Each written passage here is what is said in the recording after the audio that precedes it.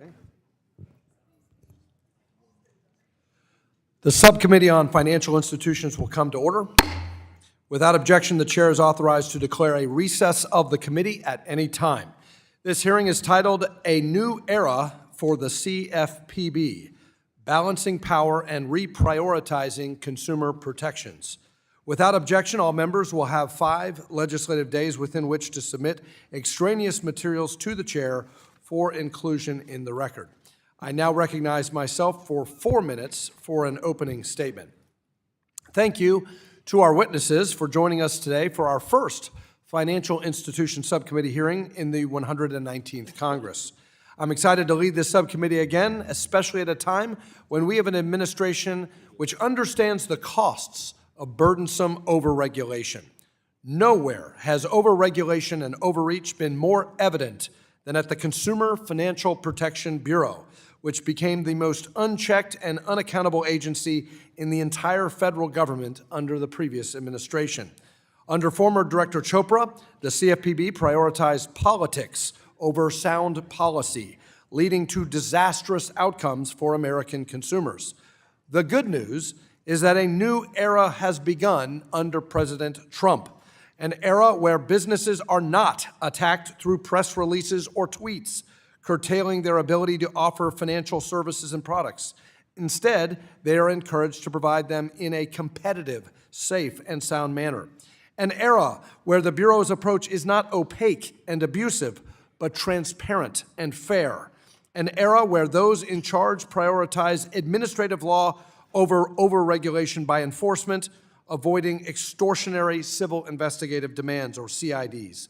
I look forward to working with the CFPB in this new era. Past abuses like those under Director Chopra stem from significant structural flaws at the CFPB, which reduce accountability and lead to regulatory swings that stifle innovation and competition. Republicans have long called for reforms to ensure the Bureau is accountable to the American people. Today, we'll propose transitioning the CFPB to a bipartisan commission and bringing it under congressional appropriations. I recently reintroduced the TABS Act, which would require the CFPB to go through the traditional congressional appropriations process. This would restore the power of the purse to Congress and ensure that the elected representatives of the American people have a say in the Bureau's operations and budget. Beyond the structural flaws that we will explore today, I want to highlight 2 areas where the CFPB has abused its power and threatened, not helped, consumers in the process. The first is the abuse of CIDs. Under Director Chopra, the Bureau forced law-abiding financial services providers to sift through thousands of pages of business documents and sit for hours of oral testimony without specifying alleged wrongdoing, just hoping to find something.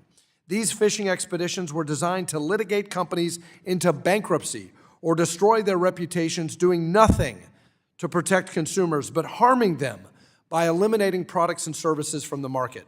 Alarmingly, Director Chopra acted as judge, jury, and executioner in each case, rejecting even the appearance of due process. In response, I introduced the CID Reform Act to impose guardrails on the use, scope, and process surrounding CIDs. The second is the Bureau's UDAP authority. The abusiveness prong in the CFPB's UDAP authority is undefined. Under Director Chopra, the CFPB identified abusiveness in the same way Supreme Court Justice Potter Stewart did in describing his threshold test for obscenity. I know it when I see it. This lack of guidance gives institutions no clarity on how to comply and opens the door for abuse by a rogue director. During President Trump's first term, Bureau Director Kathy Kreninger defined abusiveness. Unsurprisingly, Director Chopra revoked this much-needed guidance. My bill rectifying UDAP Act defines abusiveness to inject clarity and certainty, encouraging financial services providers to operate confidently and in turn increasing consumer access to vital products and services.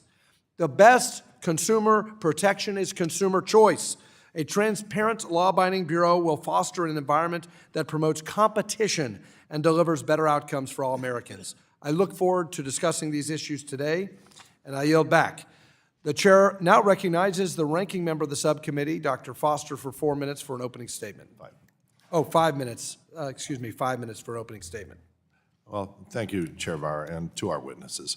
Under normal circumstances, a change in administration will naturally result in a recalibration of policies, and introducing new legislation with ideas old and new to reflect those shifts in policies will be part of that. Our witnesses today make some valid points about some CFPB policies which could be discussed, but these are not normal times. Since taking office, President Trump, Elon Musk, and Russell Vought have abused their authority to shut down the CFPB and other agencies that Americans rely on for their financial security.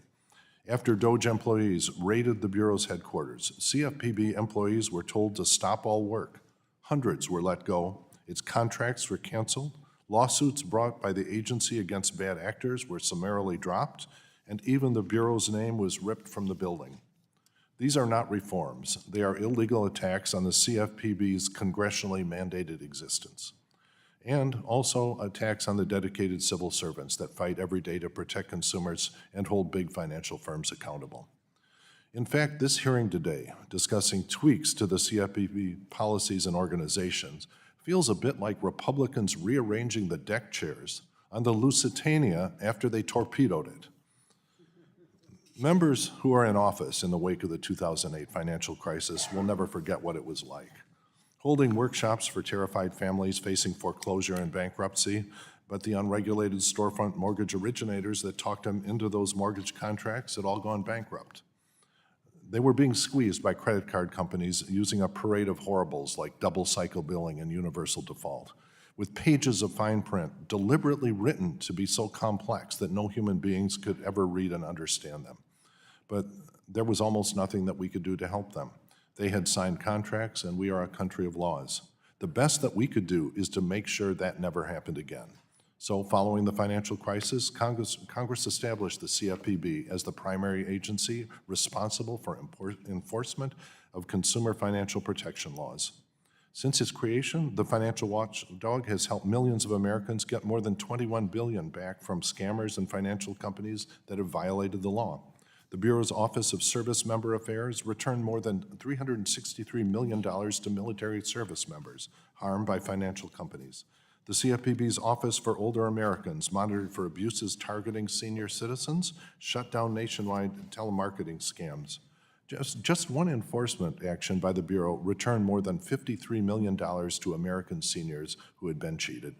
Despite these accomplishments, after the DOJ raid on the CFPB, Bureau employees were informed that new leadership intends to turn the CFPB into a single room with, quote, 5 men and a telephone. That is not Congress's intent. In the last administration, the CFPB wrote important new rules protecting Americans from overdraft fees, rules giving consumers control over their financial data, and rules to ensure that a medical emergency, domestic violence, elder abuse will not ruin an individual's credit score and financial future. The Bureau also regulates non-bank financial companies. I expect many of our witnesses today would agree that non-bank financial companies should face similar regulatory requirements to banks and credit unions if they offer similar services. But with the CFPB shutdown, that's not going to happen. The CFPB was the only cop on the beat for consumer finance, and without it, it will once again be open season for scammers preying on hardworking American families. Big tech companies will have a free rein to invade the regulated financial system without accountability, while banks and credit unions continue to be highly regulated. Finally, I don't believe it's an accident that Elon Musk and his DOJ crew shut down the CFPB exactly at the time that Musk is planning to turn X into a payments and financial platform that the CFPB would naturally have the authority to regulate. The CFPB was created to protect consumers from abuses by some of the most powerful financial institutions in their lives. The Bureau's work is important, it is constitutional, and consumers benefit when financial firms are held accountable. We need to reopen the CFPB and let its employees do their jobs. I yield back. The gentleman yields. The chair now recognizes the chairman of the full committee, Mr. Hill, for 1 minute. Thank you, Chairman Barr. Appreciate your leadership for holding this hearing on the CFPB. Since its creation, the CFPB has acted as an overreaching regulator. Partisan political agendas have led to burdensome regulations and truly redundant, duplicative supervision that overlooks the impact on Americans' access to credit and discouraging innovation. The CFPB urgently needs reform to ensure accountability and transparency to Congress and the American people. Financial institutions, particularly smaller banks and credit unions, have reported increased compliance burdens that are making their operations unnecessarily difficult. Today's witnesses will discuss real-world consequences of the CFPB's misguided policies. I look forward to hearing these ideas for reforms today that will foster clarity and consistency so that financial institutions, in fact, can innovate, grow, and better serve their customers. Because it's competition and innovation, not government mandates, are the best way to improve access and reduce costs for financial services. I yield back. Gentleman yields. Thank you. And today we welcome the testimony of Mr. Bryan Schneider, a partner at Manatt, Phelps, and Phillips in Chicago, Illinois, where he focuses on advising clients through the gamut of consumer financial services, regulatory, and enforcement matters, particularly as it relates to supervision, enforcement, and fair lending. He previously held roles at the Consumer Financial Protection Bureau and was secretary of the Illinois Department of Financial and Professional Regulation under Governor Bruce Rauner.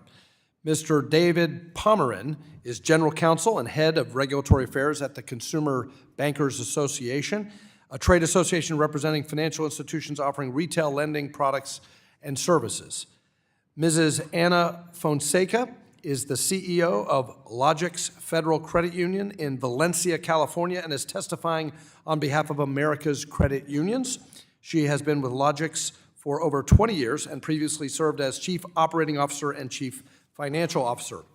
Mrs. Rebecca Kuehn is a partner with Hudson Cook LLP, a consumer financial services law firm in Washington, D.C., where she counsels businesses on compliance with financial and consumer laws, fair lending, and other federal and state regulations. She was formerly an assistant director for the Division of Privacy and Identity Protection at the Federal Trade Commission, where she was responsible for leading enforcement policy outreach and rulemaking activities for the FTC's Fair Credit Reporting Act program.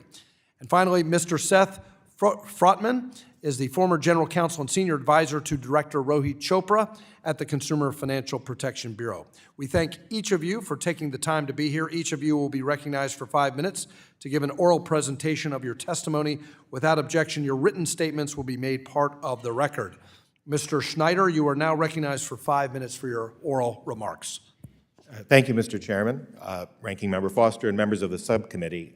Thank you again for the opportunity to testify at today's hearing. My name is Bryan Schneider. I work at the law firm of Manatt, Phelps, and Phillips, where I focus my practice primarily on advice concerning consumer financial matters. The views I offer today, however, are my own. I previously served as Associate Director for Supervision, Enforcement, and Fair Lending at the CFPB, and prior to that, I did serve as Secretary of the Illinois Department of Financial and Professional Regulation, the chartering, licensing, and supervisory authority for all financial services companies operating in the land of Lincoln. I appreciate the opportunity to submit written testimony, and I'll highlight at this time some points that I believe could be most relevant as you and your colleagues consider options for setting new priorities for consumer financial regulation. Acting through rigorous compliance with the Administrative Procedure Act and related laws is indeed the hallmark of careful regulation. Similarly, risk-based supervision is key to the successful oversight of the financial services system. Supervision facilitates the prevention of consumer harm before it occurs.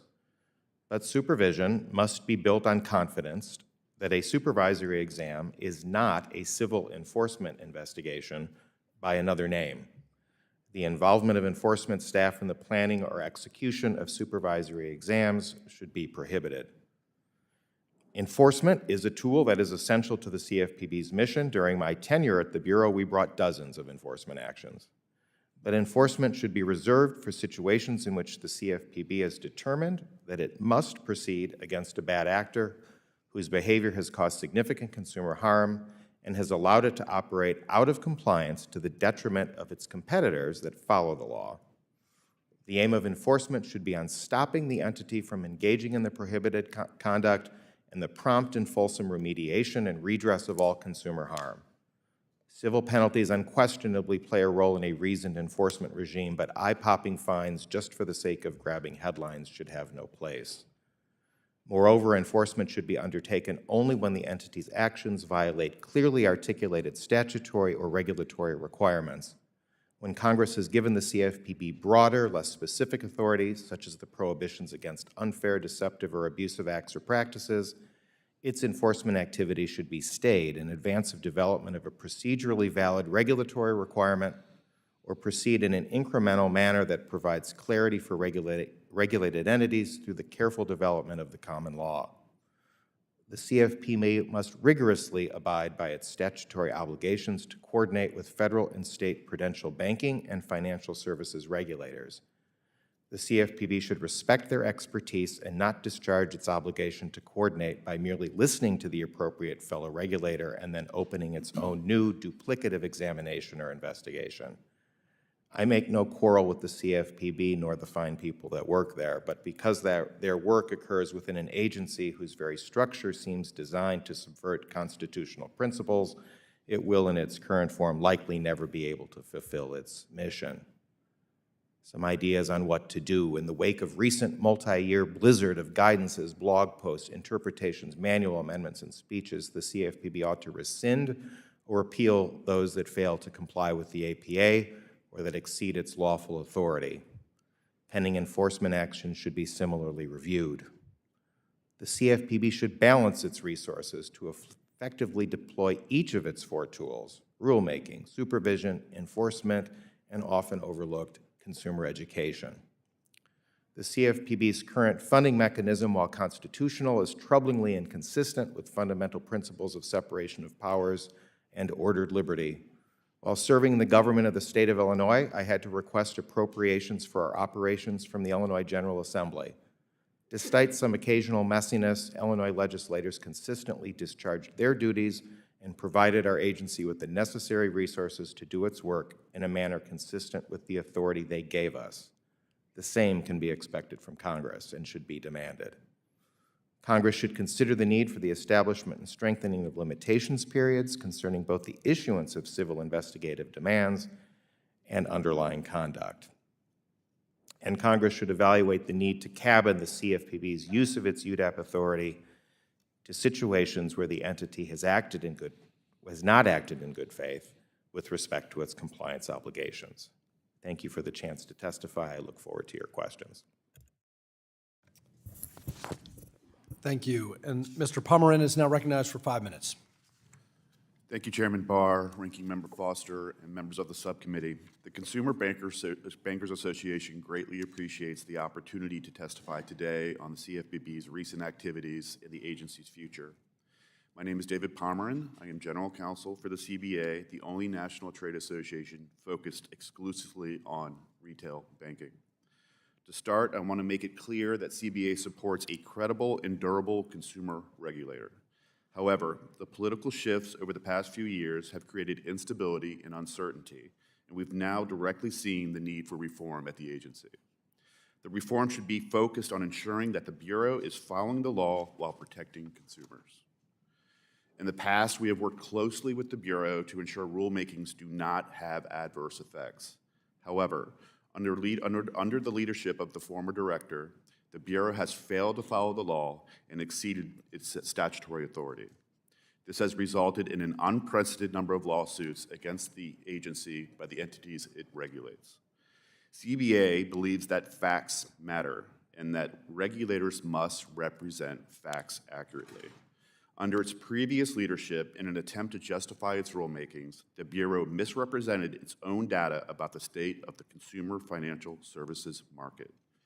The prior administration's politicalization of the Bureau eroded public confidence, damaged the Bureau's long-term credibility, and led to policy outcomes that were optimized for short-term political gains at the cost of consumers' long-term financial health. There are a number of positive administrative changes that could easily be implemented by the new leadership at the Bureau. However, we have seen with the increasingly drastic political swings, any of these changes can just as easily be undone by the next administration. To create long-term stability and credibility for the Bureau, legislative reforms are needed. CBA supports enacting legislation that would ensure the Bureau operates within its authority and creates greater stability, transparency, and credibility.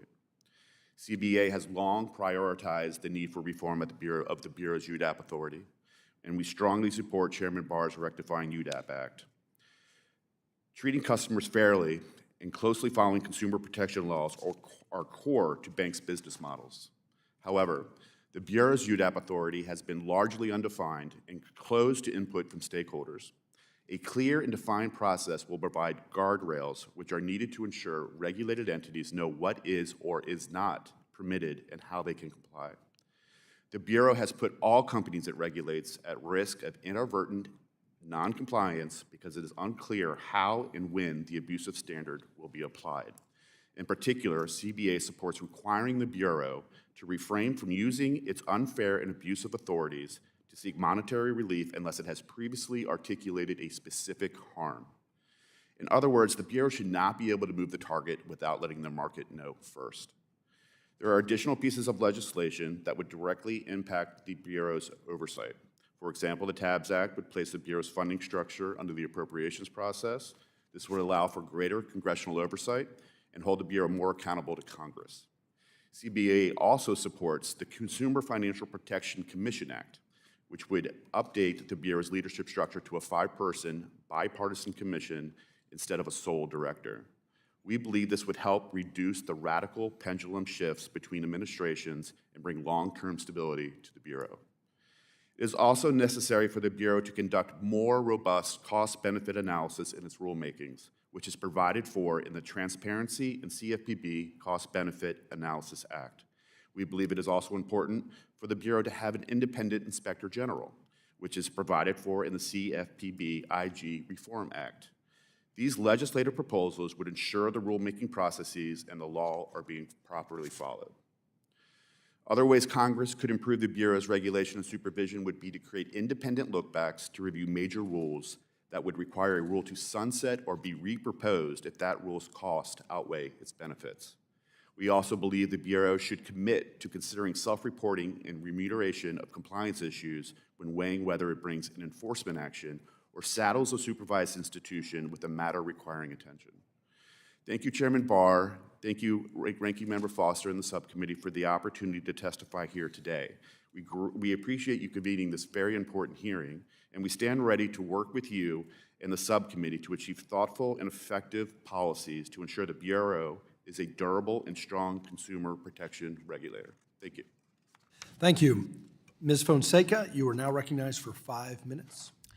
Good morning, Chairman Barr, Ranking Member Foster, and members of the subcommittee. My name is Anna Fonseca, and I'm testifying today on behalf of America's credit unions. I currently serve as the president and CEO of Logix Federal Credit Union, a $9.8 billion institution headquartered in Valencia, California.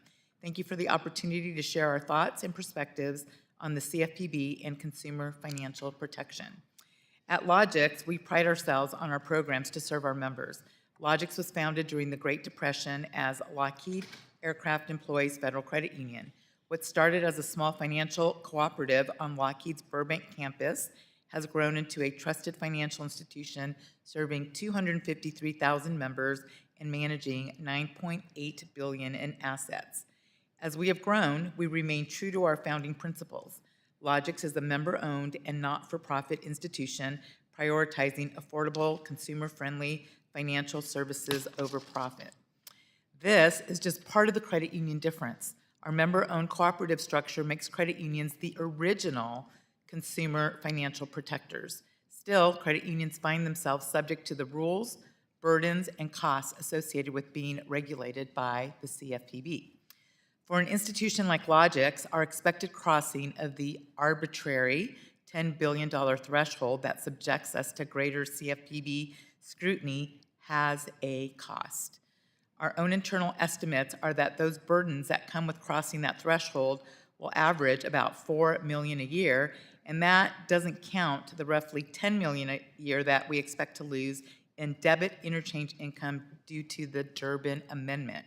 And that's just in the first year.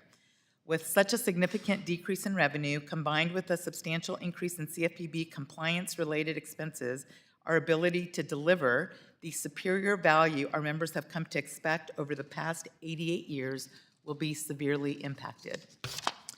Credit unions are different than other entities that are regulated by the CFPB in that there are a number of statutory consumer protection provisions included in the Federal Credit Union Act that other types of financial institutions do not have. Credit unions also do not have the armies of lawyers that large Wall Street banks have to keep up with the pace and scope of regulations coming out of the CFPB, yet we are still subject to them either directly or indirectly. This has led to significant consolidation in the industry since the passage of the Dodd-Frank Act and the creation of the CFPB. Recent years have also seen the CFPB focus less on its statutory mission and become more focused on changing the marketplace in a politicized fashion. My colleagues in the credit union industry feel as though they are dying a death of 1,000 cuts. Their revenue on all fronts is under attack, and their costs to comply with ever-increasing regulation continue to mount. Change needs to come to CFPB, and we believe the time for Congress to act is now. We support and would recommend a series of legislative changes that include, first, moving the leadership to a bipartisan commission. A single director makes the Bureau more political and does not allow for open, robust discussion like a 5-person commission would. Second, increasing congressional oversight of the CFPB through subjecting the Bureau to congressional appropriations and creating its own Inspector General. Third, providing greater clarity on UDAP. Fourth, expanding and clarifying exemptions for credit unions from the CFPB. Fifth, increasing CFPB usage of cost-benefit analysis and sub-REFA panels. And finally, reforming the civil investigative demand process. These statutory changes and clarifications should be combined with a renewed focus and commitment from the Bureau to be a data-driven organization that focuses on its specific statutory obligations to protect consumers from unregulated entities and bad actors operating in the financial system. Any new CFPB rulemaking should follow the principles outlined in my written testimony that will help ensure this approach. In conclusion, consumer protection in financial services is important. Making these changes now will help ensure that we have an apolitical focus on consumer protection moving forward. We applaud the subcommittee for beginning this difficult discussion on how to reform and improve the CFPB. I thank you for the opportunity to appear before you today and welcome any questions you may have. Ms. Kuehn, you are now recognized for 5 minutes for your oral remarks. Good morning, Chairman Barr, Ranking Member Foster, and members of the subcommittee. Thank you for the opportunity. Ms. Kuehn, if you could start over and turn on your microphone. Push the button, yes. Yep, thank you. Sir. Thank you. Good morning, Chairman Barr, Ranking Member Foster, and members of the subcommittee. Thank you for the opportunity to appear before you. My name is Rebecca Kuehn, and I'm a partner at the law firm Hudson, which focuses on consumer financial services law. Earlier in my career, I worked for the Federal Trade Commission as an assistant director in the Division of Privacy and Identity Protection. I am appearing today in my own capacity, and my remarks are my own and not those of my firm or any particular client of the firm. The CFPB is a comparatively young agency by federal agency standards, but its approach to consumer protection, particularly its use of enforcement actions to define the activities that the CFPB believes violates the law, has raised significant concerns about regulatory overreach and has created uncertainty in the financial services market.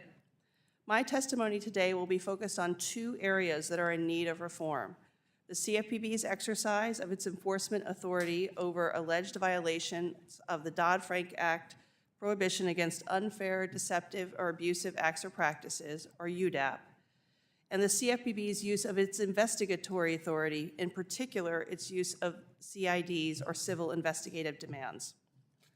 The Dodd-Frank Act grants the CFPB the authority to take action against companies to prevent unfair, deceptive, or abusive acts or practices in connection with a consumer financial product or service. The concepts of deception and unfairness have a long history in case law, largely from the work of the Federal Trade Commission. But the concept of abusive does not.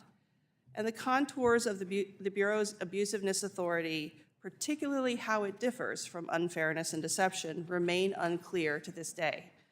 The Bureau has primarily used its enforcement authority to declare what it believes is abusive, but the cases themselves have not shown how that's different from unfairness or deception, and they've been inconsistent in applying the abusiveness prongs to similar facts and circumstances. The result is that the enforcement looks arbitrary or results-oriented, and as some have said it, it's regulation by enforcement. This approach has real due process and fairness concerns. The CFPB can simply declare an existing practice abusive and penalize financially companies without giving them a chance to adjust their policies. To provide regulatory certainty, the CFPB should be required to clearly define the standard for finding an act or practice abusive through a notice and comment rulemaking. And the CFPB should only seek monetary relief where it has defined a specific practice as abusive through formal rulemaking or it has obtained a prior order against a company. This would provide more regulatory certainty while allowing the CFPB the ability to address new and emerging issues. The CFPB's investigative process similarly needs reform. Civil investigative demands, or CIDs, are one of the primary tools used by the CFPB to compel companies to produce documents, answer questions, and even provide oral testimony to the CFPB before any formal enforcement proceedings commence. The CIDs impose enormous costs on companies and result in business disruptions that last months, often years. The demands involved a substantial electronic discovery costs, not to mention attorney's fees, and there is a real human cost on the employees of the companies who are subjected to these demands. The law allows the CFPB to issue a CID when it has reason to believe that there is a violation.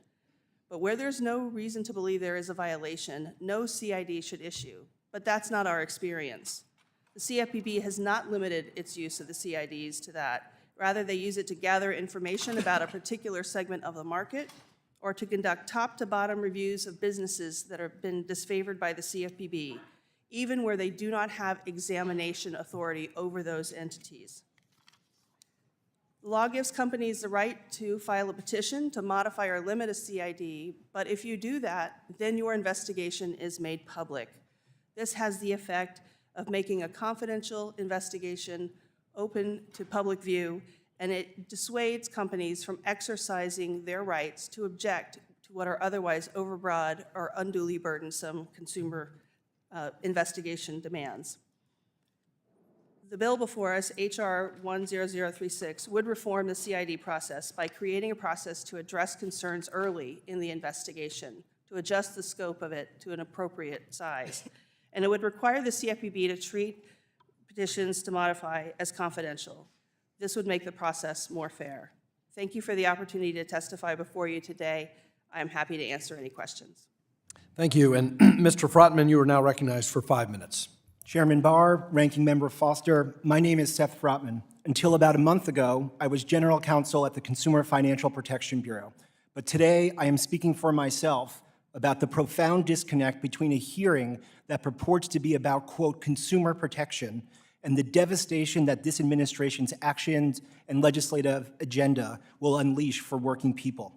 Over the last 4 years, the CFPB cracked down on junk fees, tackled the crushing impact of medical debt, protected military families from fraud and widowed spouses from scams, and took on big tech's relentless stampede into consumer finance.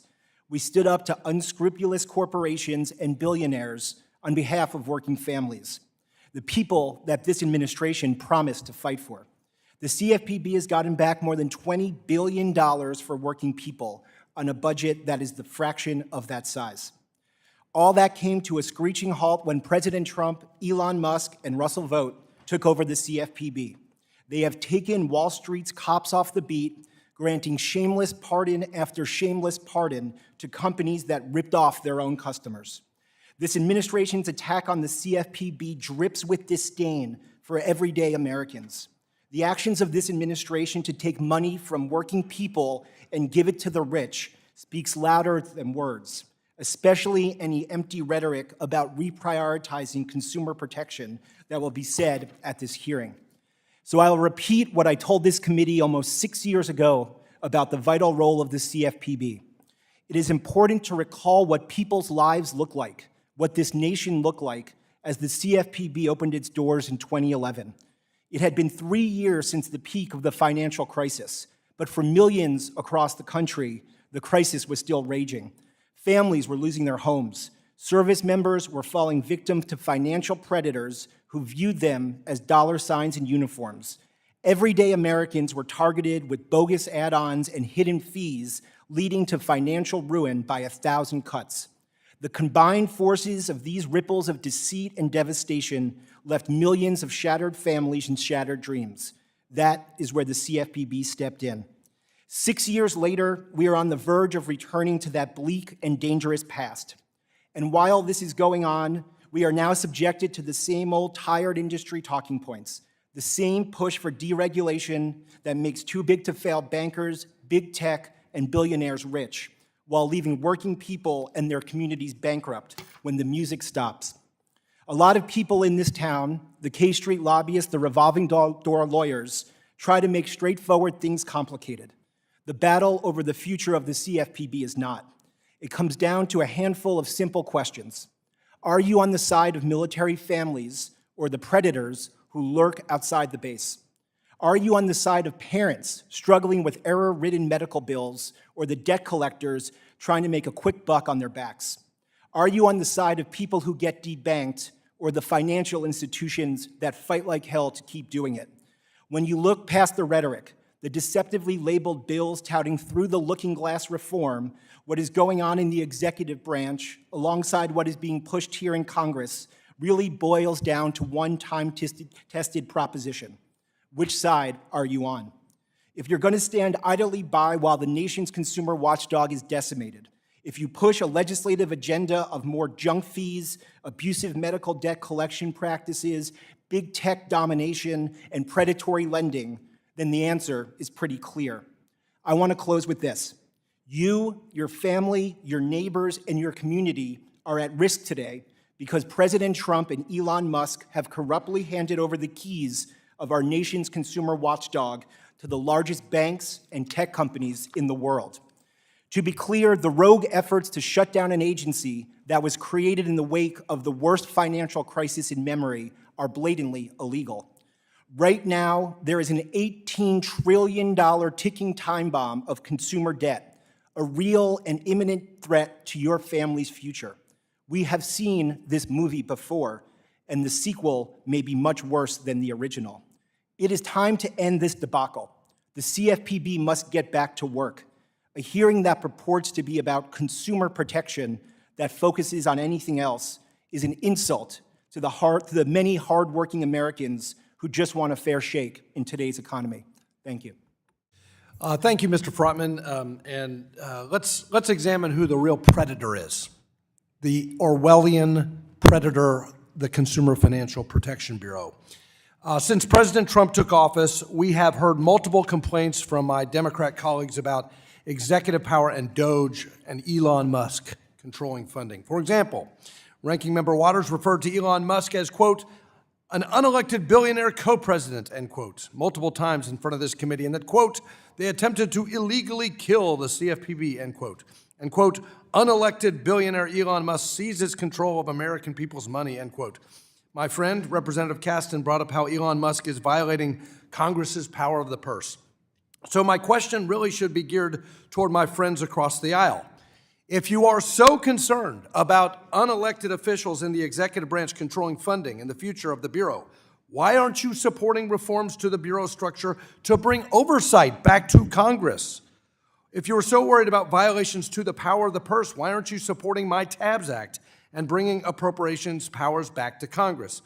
Ms. Kuehn, during your tenure at the Federal Trade Commission, did you find a commission structure or being funded through the normal congressional appropriations process somehow prevented you from protecting consumers?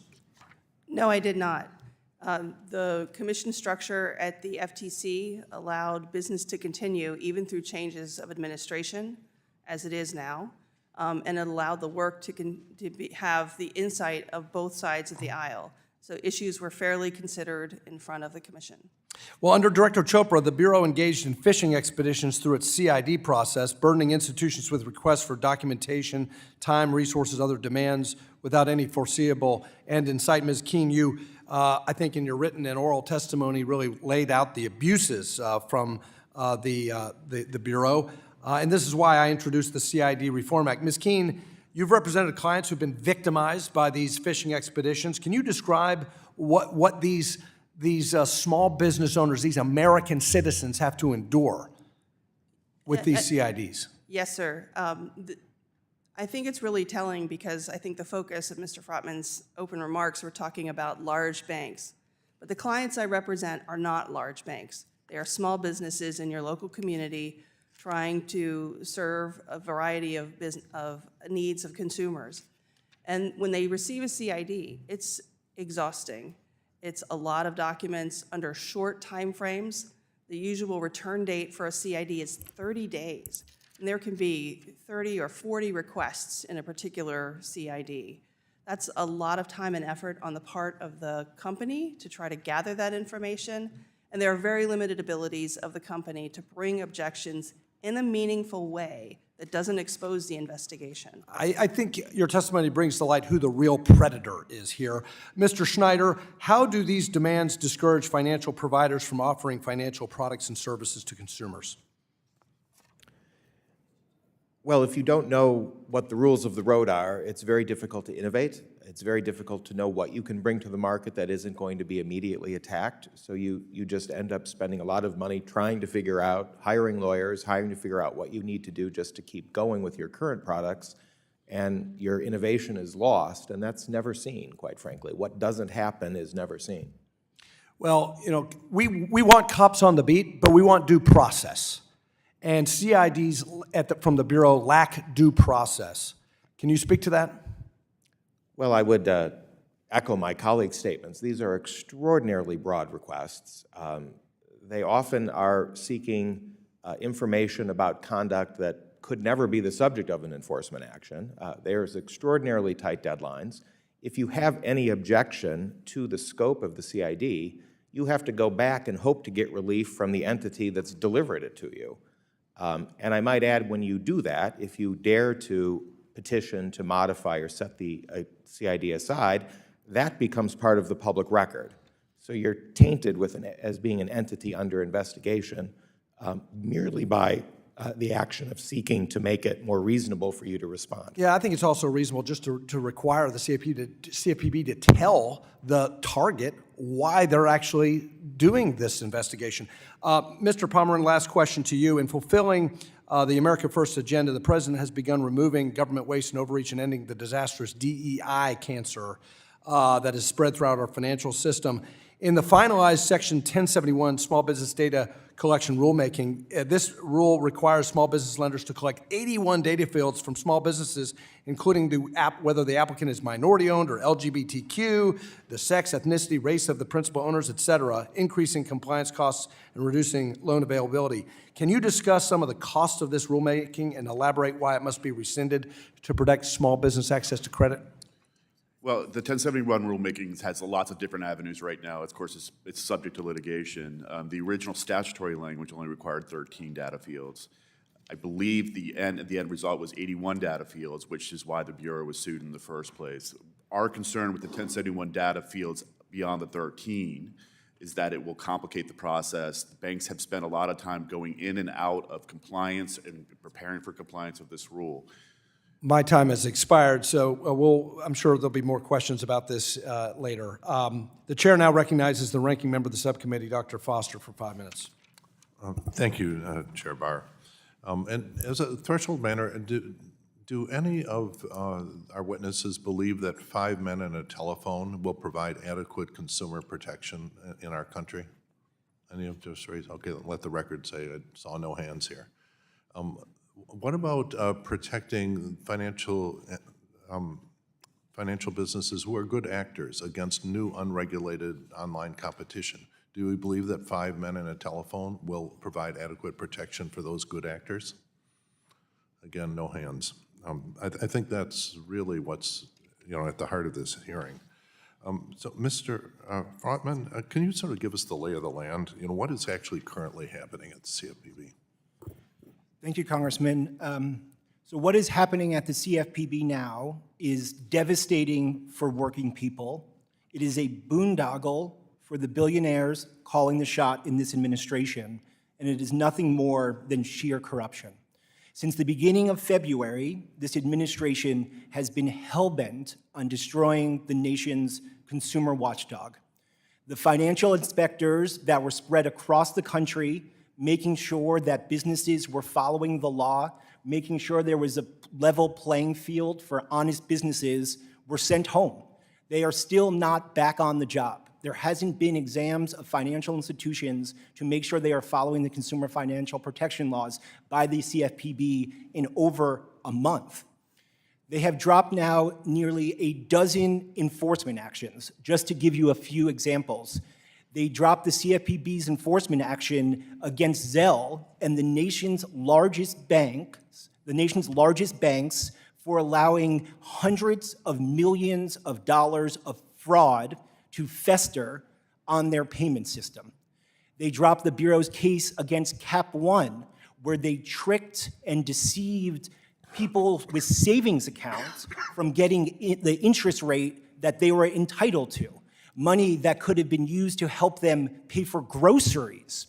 They dropped a case against Solo Funds, an outfit that was ripping off working people with junk fees and a tip scheme and dark patterns that numerous other state attorney generals and regulators from coast to coast had already taken into account. The current CFPB director tried to take credit for this and was shamed so much in a community note on X, we haven't heard from him since. And this is what is happening across the board.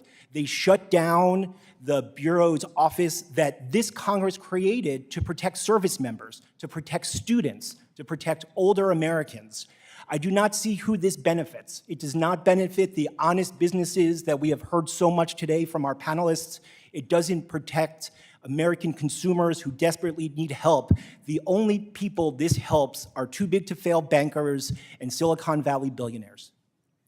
So right now, if a service member or an elder gets ripped off, who do they go to? Where do they actually get help from today? It's entirely unclear. We've had sworn testimony in federal court talking about how this administration broke the consumer complaint system. The system where if service members call in or write a complaint, more than 400,000 military families have done this, that system isn't up and running. It's not getting them the information they need. The examiners on the ground making sure that banks and non-banks are complying with key military consumer protections, like the Military Lending Act, the Service Member Civil Relief Act. Those inspectors aren't on the ground making sure that these companies are following the law. I spent years of my life at the Bureau trying to protect military families. And the idea that we would just shut off this incredibly important tool that is not only important for individual families' financial future, but imperative for our military readiness is just appalling. Thank you. And one of the key promises from from President Trump on the campaign trail was to drive down prices and make America affordable again, starting on day one. A key element of that was his promise to cap credit card interest rates at 10%. Which I don't think we see legislation on this or any action on that front. Could you say whether overall the shutting down the CFPB and the rest of the actions are actually going to lower costs for Americans? They'll do nothing to lower costs. I had a chance to look through the agenda, and it's hard to believe that this is on track with a president who on the campaign trail talked a big game about taking on banks and driving down credit card interest rates. Nothing in the agenda you see here, the fight to make sure that people pay more junk fees when it comes to their bank account or their credit card or on medical debt, will do nothing to make working people's lives better. Thank you. Yield back. Gentleman yields. The gentleman from Michigan, Mr. Huizenga, the sponsor of the Consumer Financial Protection Commission Act, is recognized for 5 minutes. Well, thank you, Mr. Chairman. And Mr. Chairman, I see Mr. Chopra has surrounded himself with like-minded activists. And I quite honestly never thought I would pine for the days of Richard Cordray to have some reasonableness injected into the CFPB. But the CFPB's unique structure prevents Congress from conducting meaningful oversight. I know this because last session I was chairman of the Oversight and Investigation Subcommittee, and I know too well the roadblocks and speed bumps and, frankly, brick walls we ran into with the CFPB. A single director who has no accountability, no boundaries, limitless funding, and will go and push the accepted and legal bounds of their organization is a recipe for disaster. And I think that's why we've seen this one agency be challenged so much over its own existence and its actions. And unlike other agencies, such as the FDIC, the Fed, the alphabet soup of all the regulators who paused their rulemaking after President Trump was elected, Director Chopra made the very conscious decision to continue to push forward on rules that he knew would be unlawful and overturned. And you saw it with the overdraft, you saw it with medical debt. He was the one regulator that decided to not put his pen down and allow someone else to make some of those decisions. So, Mr. Pommerehn, in your written testimony, you called the Bureau a, quote, a political lightning rod that can have, quote, radical pendulum shifts depending on who occupies the White House. And it just seems, my observation would be, it seems most of the time when it's the Republicans that they come in and say, hold on, we've gone too far too fast, let's just stop in place while the Democrats just continue to blow through these legal bounds. Anyway, the idea of converting them into a commission structure isn't a new concept. I've been here for now, this is my year 15, and I think for 15 years this has been a discussion because there's a recognition of the dangers of this structure. So what advantages do you see with changing that structure? Well, I mean, we're at a critical point in time, right? There's an inflection point here where we can make the Bureau more credible, more durable going forward. We believe that a 5-person commission, a bipartisan commission, would allow for the aforementioned dissent and debate that was required to actually form the policies, taking some of the political ideology. Which is the structure that virtually every other regulator, SEC, others, they all have internal checks and balances, not CFPB. CFPB does not. Is it important to have industry experience when you're leading this? We believe so. I mean, it's good to have the background of industry and how products and services actually work.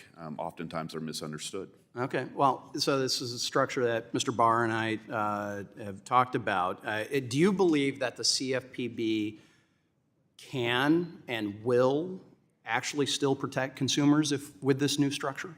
I believe so. The CFPB has a statutory required duties that it has to carry out.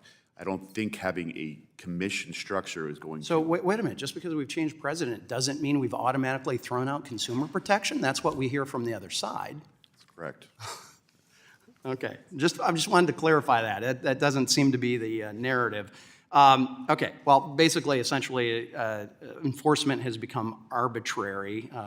The current Bureau sends a signal to industry that the Bureau will let you know when you've violated the law or harmed consumers because they've given themselves that broad authority. Not that Congress has, not that anybody else has, but they now suddenly are, through enforcement letters and other things, they are bending the will of the law to what they view as what is proper. And by the way, CFPB can't actually give a clear, consistent, definitive definition to the term abusive regarding unfair, deceptive, or abusive acts of practice. So is there anything that is considered abusive that is not considered unfair or deceptive? That is unclear at this point. It seemed like a layman would actually be able to discern that, but we're talking about legalese, right? Without the guidance from the former administration under Director Kraninger, we do not have a definitive definition of abusive. Yeah. All right, and I've got a few seconds. Ms. Fonseca, I'm sorry, I'm running out of time, but community financial institutions are often caught in crosshairs, and we know about the cost of compliance. If the CFPB has its way, and I'd like to take your answer in writing if I could, but if the CFPB has its way, what would the cost of eliminating and reducing overdraft products have on consumers that you serve? And I look forward to having that answer in writing, so thank you. Okay, thank you. Gentleman's time has expired. The gentleman from Georgia, Mr. Scott, is now recognized. Mr. Frothman, how are you? Great, thank you, sir. Please excuse my cold. I think it would be very helpful if you explain this phrase that is being used in these exchanges. They say with prejudice. Explain to us what that means in terms of relationship to the CFPB making any charges. Great, thank you. And if I could just have 1 minute, I would just like to respond to some of the questions before that referenced our agenda. We're talking a lot about boards and funding. I think that people need to look around. They are firing FTC commissioners. One of the FTC commissioners who was fired is in the room down the hall. They're impounding funds. To be lectured about separation of powers at this moment of time is something else.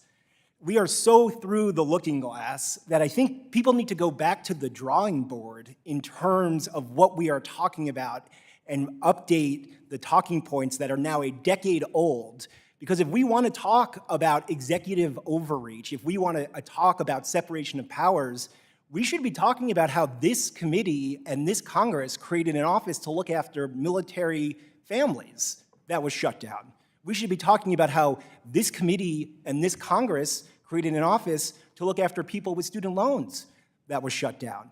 These are the issues that are actually happening around us, but we keep going back to these same old tired talking points and bills, and it is just ever clear what they were always about. They were always about hamstringing the Bureau, making it easier for big banks to rip people off, making it easier for Silicon Valley to steal people's data when they make a transaction. And we should just be honest, if you care about separation of powers, if you care about executive overreach, we could talk about that because that's what's happening right now at 1700 G Street. I think, Congressman Scott, I think to your question, if I understand it correctly, what we have seen now is the current leadership of the CFPB has dropped nearly a dozen cases where the Bureau brought forward credible evidence that companies were ripping off their own customers to the tune of billions and billions of dollars. And in each of those instances, the current leadership chose to dismiss with prejudice those cases, meaning that the Bureau can never again try to get money back on behalf of those people, whether they were ripped off because a company lied to them, when they were trying to buy manufactured housing, when they were just trying to take out a loan to make it through the week.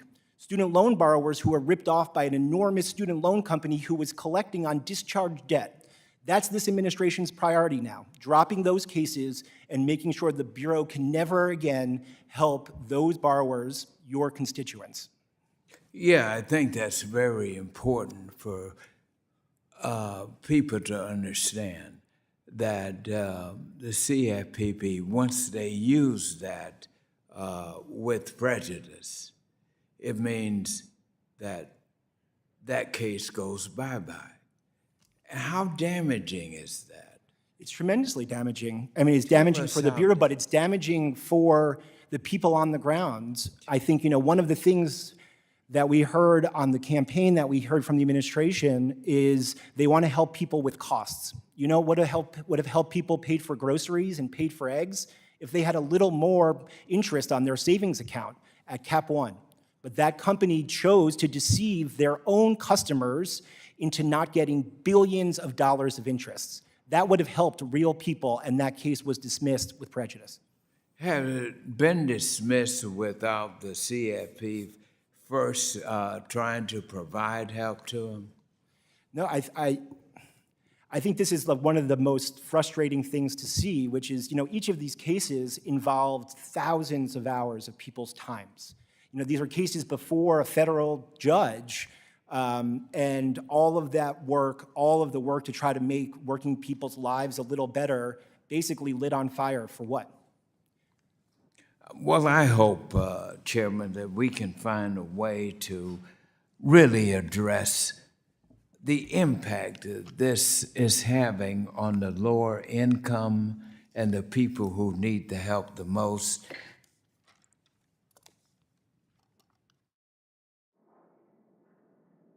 Gentleman's time's expired. The gentleman from Texas, the chairman of the Small Business Committee, Mr. Williams, is now recognized. Thank you, Mr. Chairman. Thank you all for being here. And I must say, listening to all this, that under a Trump administration, my business, my family, my friends, and my bank are much better off today with the diluted CFPB.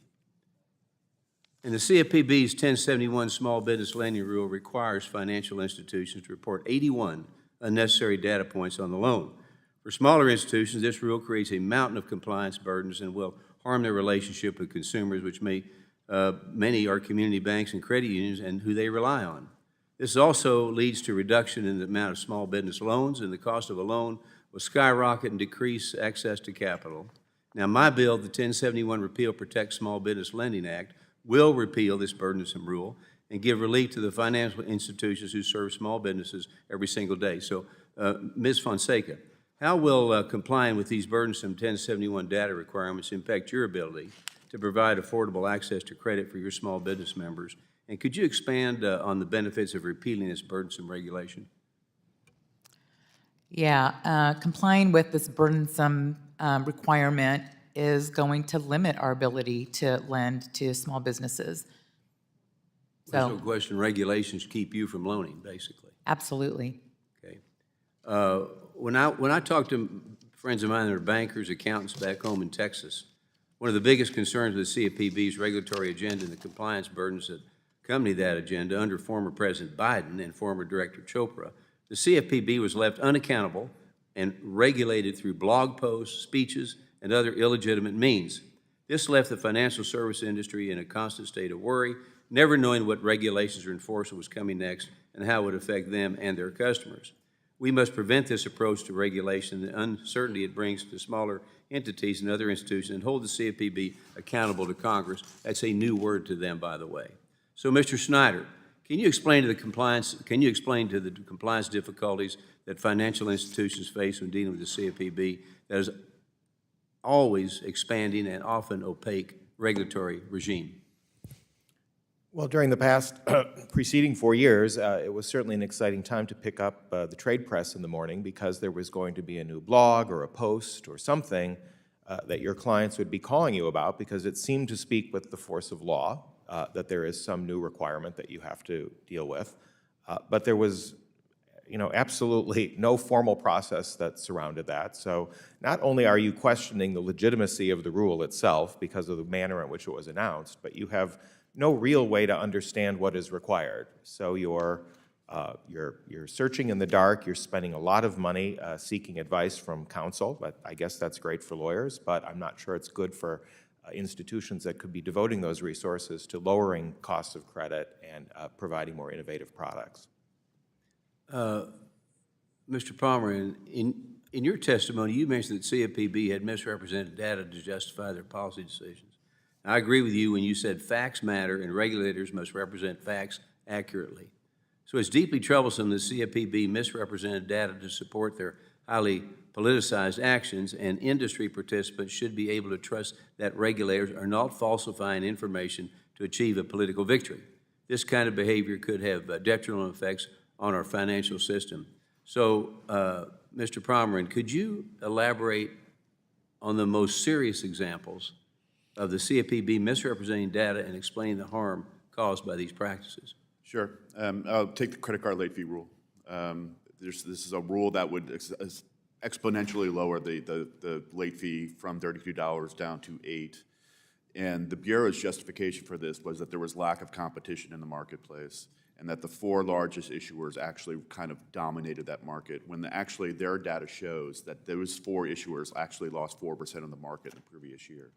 So it's important for them to be intellectually honest with the data when they're presenting it to the public. Otherwise, we're being led down roads based on intellectual dishonesty, and that will possibly affect the access to credit, especially for subprime borrowers, if we're not actually looking at the data correctly.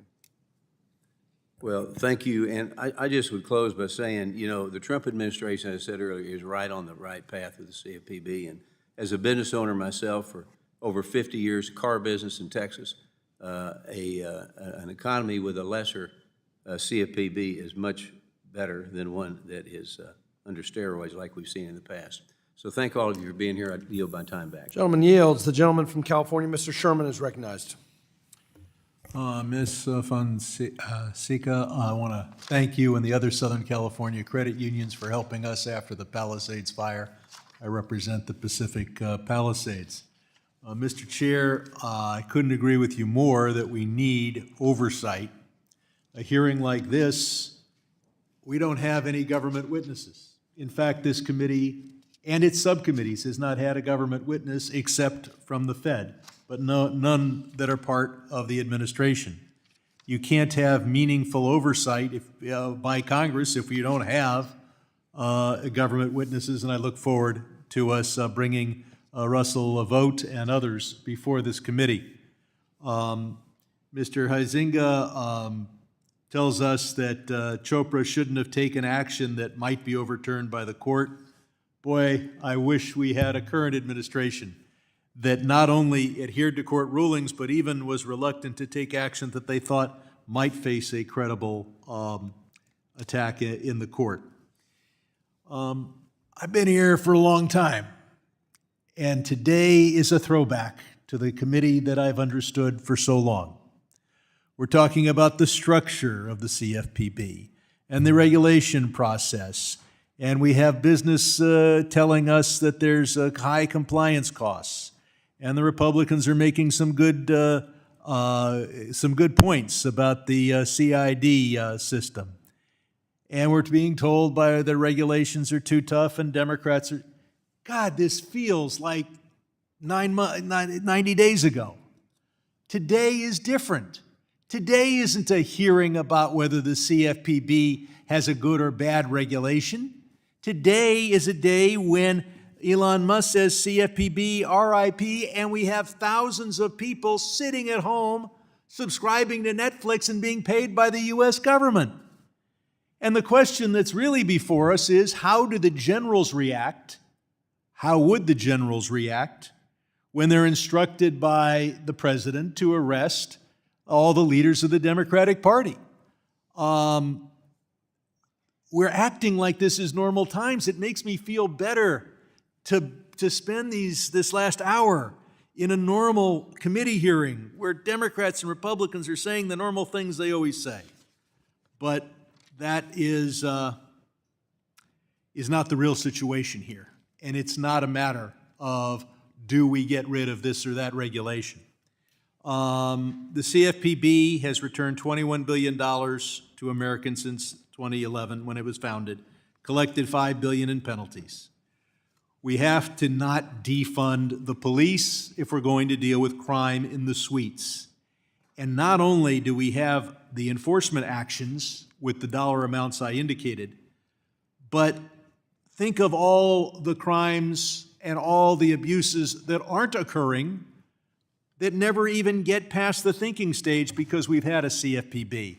And of course, the CFPB has protected veterans and secured $363 million in monetary relief for them.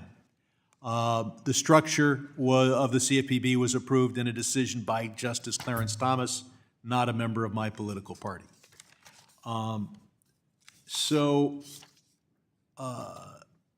We also have a major conflict of interest in that we see that Elon Musk is moving to make the X platform a payment system. Mr. Frotman, could that payment system be more profitable if there was no CFPB? Thank you for the question, Congressman. And I think that this is one of the central issues, I think, before the committee, if we're going to talk about oversight, if we're going to talk about separation of powers, is there is no secret that Elon Musk wants to turn Twitter into a payment system. I found this tweet on the platform from him speaking in 2003 that says, Elon Musk says if done right, X would become half of the global financial system. That should be petrifying to... Now, this payment system, we've got bank regulators that regulate most of the folks represented here, and credit union regulators. Musk wouldn't have any of that regulation, and he wouldn't have any CFPB regulation. Correct me if I'm wrong. I mean, they sent out the most recent email saying, oh, we didn't tell you not to do any work. We just told you to do no work except the statutorily required work. Is anybody at the CFPB doing any consumer protection today?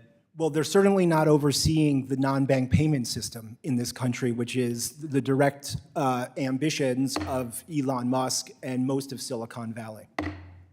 Thank you. Gentleman's time has expired, and before we move on to the next question, I ask unanimous consent to insert into the record a bill I have sponsored in the past, the Financial Protection for Our Military Families Act. The bill helps correct the record from the testimony of Mr. Frotman. Former CFPB Director Kraninger alerted us that she did not have the statutory authority to supervise for Military Lending Act violations and asked that Congress grant the Bureau this authority. My bill would have done that, but we were never able to get Democratic support to move it. The gentleman now from Tennessee, Mr. Rose, is recognized for 5 minutes. Thank you, Chairman Barr and Ranking Member Foster, for holding this hearing, and thank you to our witnesses for taking time to be with us. I'll dive right in.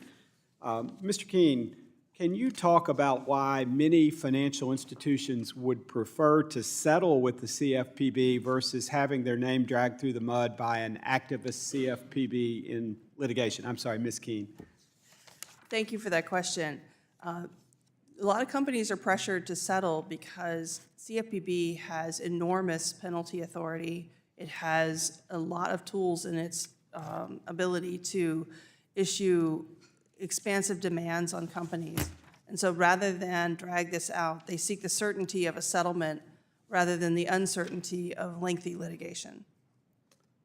Thank you. And from your experience of watching this, do those settlements, would you say that the decision to settle has anything to do with the settling party's belief that they've acted inappropriately? If you look at the language of settlements, the companies don't admit that they've done anything wrong. A lot of times there's uncertainty, particularly where new or innovative, I'll put a nice word on it, theories are brought by the CFPB. Rather than risk uncertainty in going to litigation and fighting over it, they'll resolve it even if they don't agree with it. And that includes whether or not they think the CFPB has authority to bring the enforcement action. There have been several enforcement cases settled with companies who don't appear to be under the CFPB's jurisdiction, but they'd rather settle than have to deal with that uncertainty, which impacts their businesses. Thank you for that further insight, and that's my experience and observation as well. Mr. Pommerehn, can you discuss how government price controls like those that the CFPB instituted on credit card late fees and overdraft services limit the ability of financial institutions to offer products and services to consumers?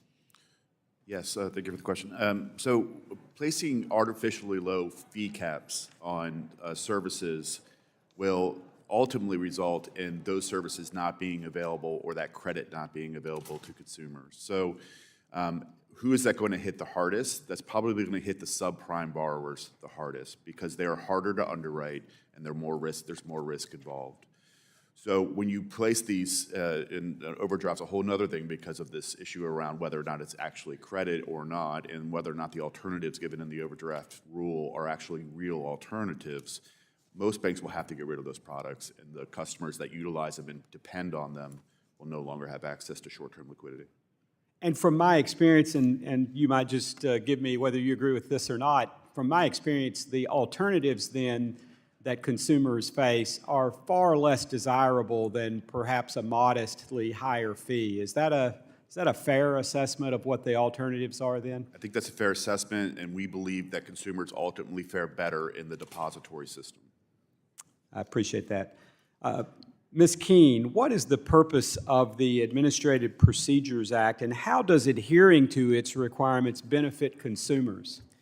The purpose of the Administrative Procedures Act is to allow a regulator a full opportunity to develop a record in support of whatever it wants to do. It's basically you take in evidence, you take in comments, you look at cost-benefit analysis in connection with a regulation that you're looking to promulgate. The Administrative Procedures Act allows for sunshine on the process, full notice and comment, so that all participants and folks who can be affected by a particular regulation will have an opportunity to provide information to the agency to consider in the development of its rule. Thank you. Unfortunately, many banks have withdrawn from small dollar consumer lending due to the significant uncertainty regarding regulatory treatment of these products. Mr. Schneider, during your tenure at the CFPB, you oversaw small dollar lending. Can you discuss the importance of the CFPB issuing clear, well-justified rules with robust cost-benefit analysis for the small dollar lending industry? And you got 20 seconds. Well, small dollar, many companies that provide small dollar products are smaller companies, so the compliance costs are going to hit them even harder, quite frankly, on a proportionate basis. If they don't know what they're supposed to do, if they don't know how they're to do it, they have no choice but to raise costs on everybody or withdraw from the market. Thank you. My time has expired. I appreciate those answers, and I yield back. Gentleman yields back. The gentleman from Illinois, Mr. Caston, is recognized. Thank you. Quick question first, Ms. Fonseca, Mr. Pommerehn. Would you both agree that banks, non-banks that engage in bank-like activities should abide by the same consumer protection rules that are required of banks? Just yes or no? Yeah? Yes. Yes. Yeah, okay. I thought you'd say that. I raise that because I want to respond to something that Mr. Barr said in his opening testimony. He said that we have entered a new era where businesses are not attacked by tweet. Well, of course they're not, because the owner of Twitter put a couple $100 million into President's election campaign and in exchange got himself a job in the White House where he is hoping to earn a return on that investment. If the president were to attack Twitter, or if the president's sycophantic enablers in the Republican Party were to attack him on Twitter, I mean, I don't know, that would require a level of patriotism, courage, and public-mindedness that they have never shown. Of course they're not. Doesn't make it right, but of course they're not attacking by tweet. So let's talk instead about how Elon Musk plans to get a return on his $200 million. Because if we give a damn about consumer protection, if we give a damn about competition and functioning markets, we should be petrified by what Musk is doing. Mr. Frotman, you had mentioned briefly with Mr. Sherman that Elon Musk is talking about this new payment system, X Money, that is expected to launch later this year. I believe you had referred to his quote when he said he hopes, I'm going to misquote it, he said he hopes to have users conduct their entire financial world on X. The former CFP chief technologist said that he has been given God-tier access to the CFPB system. I guess my first question for you, Mr. Frotman, is have you ever seen a CEO of a bank, a non-bank, or anybody being given God-tier access to the CFP data system before? Absolutely not. And can you describe exactly what that means and what data Musk is now getting that nobody else in the private sector has access to? Sure. So this is tremendously concerning, I think, for consumers and competition, is that here is a person who has billions of dollars on the line when it comes to the dream of turning Twitter not only into a payments company, but into a super app like we see happening in China and other places. And you have the person who stands to benefit from this seemingly in charge and making decisions over what is basically their only federal regulator. And I think there are significant questions if we want to talk about oversight by this committee, if we want to talk about investigations by the Inspector General about what happened when DOJ employees were in the CFPB on February 7th, and then that same day, Elon Musk is tweeting CFPB RIP. So can you just clarify, though, because he's getting information that Zelle, Venmo, Cash App, they don't have that information about specific consumers, right? Well, I think he's not only getting information about consumers, he's getting information about his competitors Part of the job of the CFPB, as tasked by Congress, is to make sure we understand markets and where there's risk. And there's a ton of risk when it comes to non-bank payments. Well, I want to say something very partisan. I think the richest man in the world is rich enough, but apparently that's not a widely held opinion. Justice Brandeis, famously back in the 30s, said that when you have great concentrations of wealth in society, you only have three options. You can either allow the wealth to take over the government, which is to embrace fascism. You can allow the government to take over the wealth, which is to embrace communism, or you can break up the wealth and embrace competition. What is clear, and the fact that it is so partisan to attack the fact that the richest man in the world is now taking over our system, is that it is partisan to attack fascism. To say anything else in this committee at this hearing, in this moment, is naive. Now, we are shortly going to move to marking up stablecoin legislation. It is my understanding that Mr. Musk is saying he would also like to use a stablecoin rule in order, some stablecoin legislation in order to facilitate what he's doing on the CFPB, which would, unless we put really strict guardrails, is going to make it even harder. So I guess with the last 40 seconds, Mr. Frotman, let's assume that he has all that data. Let's assume that he has a very permissive stablecoin environment. It sounds to me like we have a non-bank that is going to compete the hell out of all of the banks and all the systems that we have right now in a way that is deeply anti-competitive. Please tell me I'm wrong. You are 100% correct. We going to defend capitalism around here? We going to defend competition? Or we're going to put on a ball gag, climb down in the dungeon, and just do whatever Trump tells us to do? I yield back. The gentleman yields back.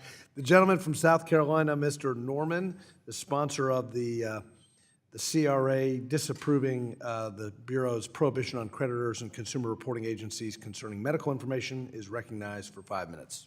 Thank you, Mr. Chairman. You know, I think it's and thank all of you for taking the time to come. I'm a businessman. I'm a real estate developer. Mr. Frotman, your comments are outrageous, to be honest with you. You're talking the Democrat points. I'm glad you're bringing up Elon Musk. The American people owe a debt of gratitude to a man that's showing where tax money is going. They don't agree with it. 77 million people do not agree with the former president. And you resigned twice when under Trump. You resigned most recently in February of 2025. I kind of wish you'd stay because you'd be the first one to get fired. And let me just say this, the fact that Congressman, can I reply? The fact that you're on the student loan, you formed the Student Protection, Barr Protection Center. You took part in the Biden administration's forgiveness of loans.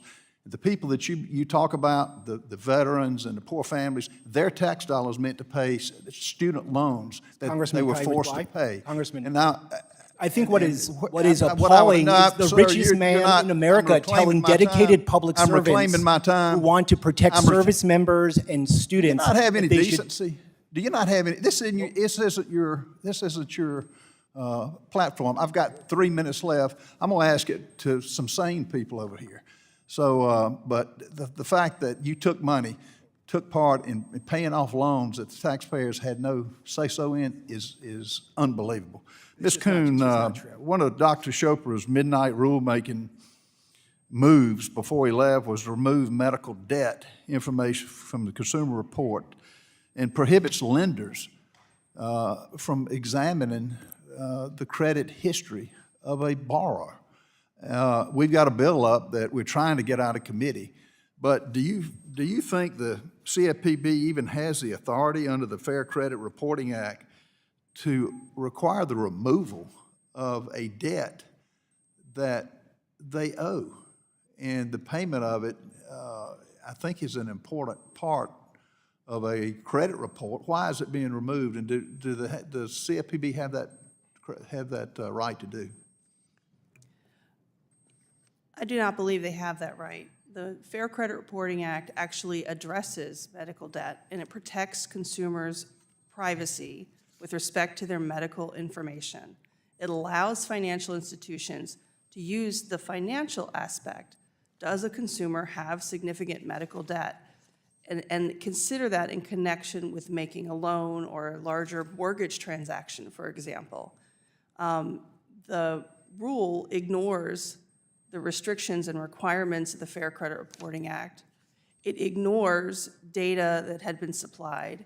It relies on 10-year-old studies that really have no bearing on what today's market looks like. From the time those studies were conducted by the CFPB to the issuance of the rule, the market had changed. It had already made significant changes, and so it's based on faulty premise. So it's got a terribly weak record associated with it, and even the Small Business Administration filed comments raising concerns about the process that led to the rule. So I agree that I do not believe they have the authority, and even under the Administrative Procedures Act, they don't have the record that supports the steps that they took. And that's the audacity of Mr. Chopra and his disdain for the American people. And if you're going to exclude medical debt, what about paying your credit card off? What about paying your loan on your house off? Why not exclude that? Why not just exclude everything? So you really, and student loan repayments, what's left, that was so much advocated by Mr. Frotman to give away from, or to force the American people to pay for. What about excluding that? And that's one of the concerns about the approach that the CFPB took in the medical debt rule. What's the next thing that's not popular that they want to take out of the financial system to hide or mask information? The legal theory that they used to support the actions they took in the rule would support them, basically anything they're not happy with, small dollar, or student loans, or things like that. It's my view that that's the role of Congress to make those decisions. The Fair Credit Reporting Act has a whole section where Congress has decided what's fair to include and what's not, and they ignore that entirely in the rule. Okay, thank you so much. Gentleman's time has expired. The gentleman from Pennsylvania, Mr. Muser, the author of the CFPB IG Reform Act, is now recognized. Thank you, Mr. Chairman. Thank you to our witnesses. And Mr. Chairman, we're maybe pleased Mr. Frotman is here. His testimony outlines precisely why the CFPB needs to be completely overhauled. Mr. Chairman, I mean, the level of arrogance that we saw when the CFPB was in existence, the seemingly superiority complex, the dogmatic ideology, the narrow-mindedness, the unwillingness to listen to even the testimony that's here, the unchecked power, Mr. Chairman, is dangerous to our government. And clearly, absolute power corrupts absolutely. And listening to what's been cited by the other witnesses, failed to follow the law. That's a pretty serious comment from a objective stakeholder. Dying a death of 1,000 cuts, meaningless to the previous CFPB and to one of the witnesses up here. Weaponizing the Bureau to use $700 million to carry out its unauthorized mission. While being asked simply for a credible and durable Consumer Protection Bureau is what's being asked, Mr. Chairman. So I've never heard anything from stakeholders that was positive about the CFPB under Mr. Chopra and apparently under this Mr. Frotman, except from Democrats who on this committee are protecting a bureaucratic power while they could control it. So to get to questions, Ms. Fonseca, many institutions cap their growth quite deliberately to avoid crossing the $10 billion triggering the CFPB activities. However, and I know this from speaking to those in the field and throughout the industry, under $10 billion still feels the pressure to build out compliance teams just in case. Can you give us an example of what sort of fear existed and forced you to slow down or scale back services to your members? Yeah, we have not scaled back services. However, we have spent the last 4, now going on the 5th year of preparing for CFPB oversight. As I mentioned in my testimony, that's going to cost us about $4 million a year. We've spent at least $500,000 so far, and that's in addition to the $10 million plus that we're going to incur in lost interchange revenue from debit cards. All right, thank you. Mr. Kuehn, over the last 4 years, the CFPB stretched its authority, ignored the law, has been pointed out. Can you provide some examples where the CFPB was intrusive, not helpful, even damaging? The CFPB has taken upon itself in the last several years to look at companies that are on the edge and often outside of their authority. Using their CID authority, they have the ability to look at a company to see if they're covered. They haven't thought about that first. And so they have issued expansive demands on companies in areas that have nothing to do with consumer financial services, and it required those companies to expend a lot of money just to prove a negative, to say, hey, no, we're not covered by you. We haven't violated the law. There's nothing here. And what did that look like in terms of business loss, operations disrupted, reputations damaged? For many of these companies, they have a relatively small compliance group. You know, these are small to mid-sized businesses. It requires everyone to put work on hold to comply with these demands. It required a lot of expenses from electronic discovery demands. There's a several-page list of specifications that the CFPB will send and say, we want your data, but you have to synthesize it and make it fit in exactly the way we want to look at it. Right. That's very expensive for small to mid-sized businesses. Many irrational disclosure requirements, sure. Do you all agree the CFPB should become more focused, or maybe even solely focused, on addressing consumer fraud? I'll start with you, Mr. Schneider. It's certainly an important part of their mission and would be resources well spent. Okay, to the other witnesses. I would agree that they're an important part of the equation. There are many parts of the government that should be playing that in that space as well. I agree as well. Fraud has grown significantly, and many consumers are being impacted by fraud. Okay, great. What do you all think as well about the CFPB being structured in with a bipartisan commission like the FTC with a 3-member bipartisan board? Would certainly facilitate discussion. Staff would have to appeal to a broader set of interests as it makes its presentations. I would agree. I would say a 5-person, bipartisan board would work best here. For the reasons mentioned, we certainly have to have debate and dissent. It's important in the policy. Thank you. My time has expired. I yield back. Gentleman yields back. The gentleman from Wisconsin, Mr. Fitzgerald, is now recognized, and he is the author of the Making the CFPB Accountable to Small Business Act. Thank you, Chairman Barr. Thank you for holding this hearing. Thank the witnesses for being here today. Seems to be a little bit of revisionist history going on here this morning, kind of in line with everything else I've seen in my other committee, Judiciary. For years, I mean, the CFPB has operated kind of with significant regulatory power, and Director Chopra sat before us many times with that grin on his face, because I think that certainly he enjoyed the havoc that he was creating and raising throughout the private sector. He thought that was part of his mission. I'm convinced of it. But while consumer protection is critical, the regulations are overly burdensome and are poorly analyzed. They can reduce access to financial products, and that's been the issue since the CFPB came into play on these issues.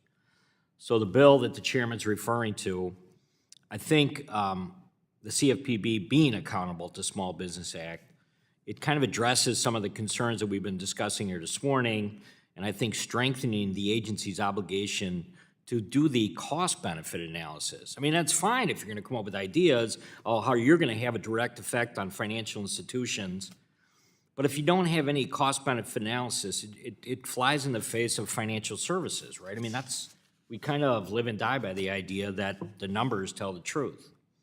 So, Mr. Pommerehn, can you discuss how kind of failing to tailor the regulations for small business institution has a direct effect on their ability to serve small business and consumers? Because this has been the problem for us, is that you can't come in here and listen to Director Chopra tear apart the banks and the credit unions of this nation, and then on Tuesday, bring in the same committee and have a discussion about, well, you know, it just doesn't seem like the banks or the credit unions are really helping the average consumer at this point. So, I mean, there was this discussion that continued over the last 2 years that really made no sense. But there were never any numbers to back it up. and I was wondering if you could comment on that. Well, I mean, we are certainly in favor of a more robust cost-benefit analysis when the Bureau is considering policy considerations that are going to affect either the consumer or small businesses. And oftentimes, the Bureau will ignore its own data that shows that there will be detrimental effects to actual small businesses or consumers, but proceeds with those rulemakings because of ideological guidance. We believe that the cost-benefit analysis needs to be paid attention to. We need to understand how it's going to affect the economy, how it's going to affect consumers, and not just throw out pejorative terms to prove a point. Thank you. So under former Director Chopra, the CFPB saw a significant shift in its approach to consumer protection, right? I mean, it was characterized by overextension of its power. I think the director was proud of the idea that he could continue to kind of stir the pot on many of these different fronts. But Ms. Kuehn, how would greater statutory clarity and limits on the Bureau's authority to improve regulatory certainty just bring more of a competitive and consumer-friendly marketplace? When companies know what the rules are, then they're better able to compete. If it's more of a gotcha game, right, where you've already innovated and created new products, and then to find out that someone in Washington has decided they don't like that, that's unfair to companies, and it really does stifle innovation and the creation of new products and services to serve consumers. I don't want to put you on the spot, but is there an example of that really comes to mind where everyone, whether you were in banking or credit union environment, knew that it was absolutely an overextension of the CFPB's authority? Well, I think the most recent example is a rule that is still out for comment, which is the revisions to the Fair Credit Reporting Act rule. There are a lot of proposed new interpretations that are well outside the statute. Companies have built their businesses with an understanding of the law, and if what the CFPB has proposed were to go forward as a rule, it would require a complete overhaul of the consumer data industry, of financial services uses of consumer reports. That's a significant change and will result in a significant cost. It also will drive many companies out of business, because in the proposed rule, the CFPB says we want to now declare these companies who've not been viewed as a consumer reporting agency to be ones, and then they will have to comply. Thank you, Chairman. I yield back. Thank you. I now recognize myself for 5 minutes of questioning. And I know we have a subcommittee chairman, Andy Barr, just left, but I want to thank him for holding this hearing, and I want to thank all the witnesses for joining us today. This is an important hearing as we discuss the future of Consumer Finance Protection Bureau. The CFPB was created to, as the namesake says, to look out for the American consumers, and at times, it has lived up to that mantle. However, in most cases, it has become a political tool with little to no oversight. That is why the Senate must confirm Director McKernan so that the important process of refocusing the agency back on consumer protection can finally begin. Ms. Fonseca, I want to ask you a question. Thank you for making the trip from all the way from Southern California, where I'm from, to testify before us today about how the CFPB has heard your ability to better serve in our communities. As an institution that is approaching the $10 billion threshold for greater CFPB scrutiny, have you examined the impact and cost that will be, crossing this arbitrary threshold? Yes, thank you very much for that question, Congresswoman, and nice to see you again. Good to see you. Yes, it's, as I mentioned in my testimony, we have spent the last 4 years, going on our 5th year, preparing for regulatory oversight by the CFPB, and that we've already spent over $500,000, and we will be spending about $4 million a year go forward. That includes the addition of at least 30 staff members to oversee compliance related to CFPB regulation. I mean, would you say your focus on how you serve your members be any different as a 10.1 billion institution, or if you're a 9.9 billion dollar institution? Yeah, it doesn't even make sense that it would have to change at all. But having to focus on CFPB oversight takes that focus away from our ability to serve our members, and that is why we're here. Sure. Credit unions are here to serve our members. Thank you. Ms. Kuehn, as you know, CFPB is required to maintain a consumer complaint system and publish an annual report to Congress. That report should summarize complaints received in the previous year. And this system is used by the CFPB to sometimes even support agency actions or including the major rulemaking. But I've heard that this system has been overrun by large volumes of fraudulent disputes by bad actors that have distracted from their legitimate wrongful conduct complaints.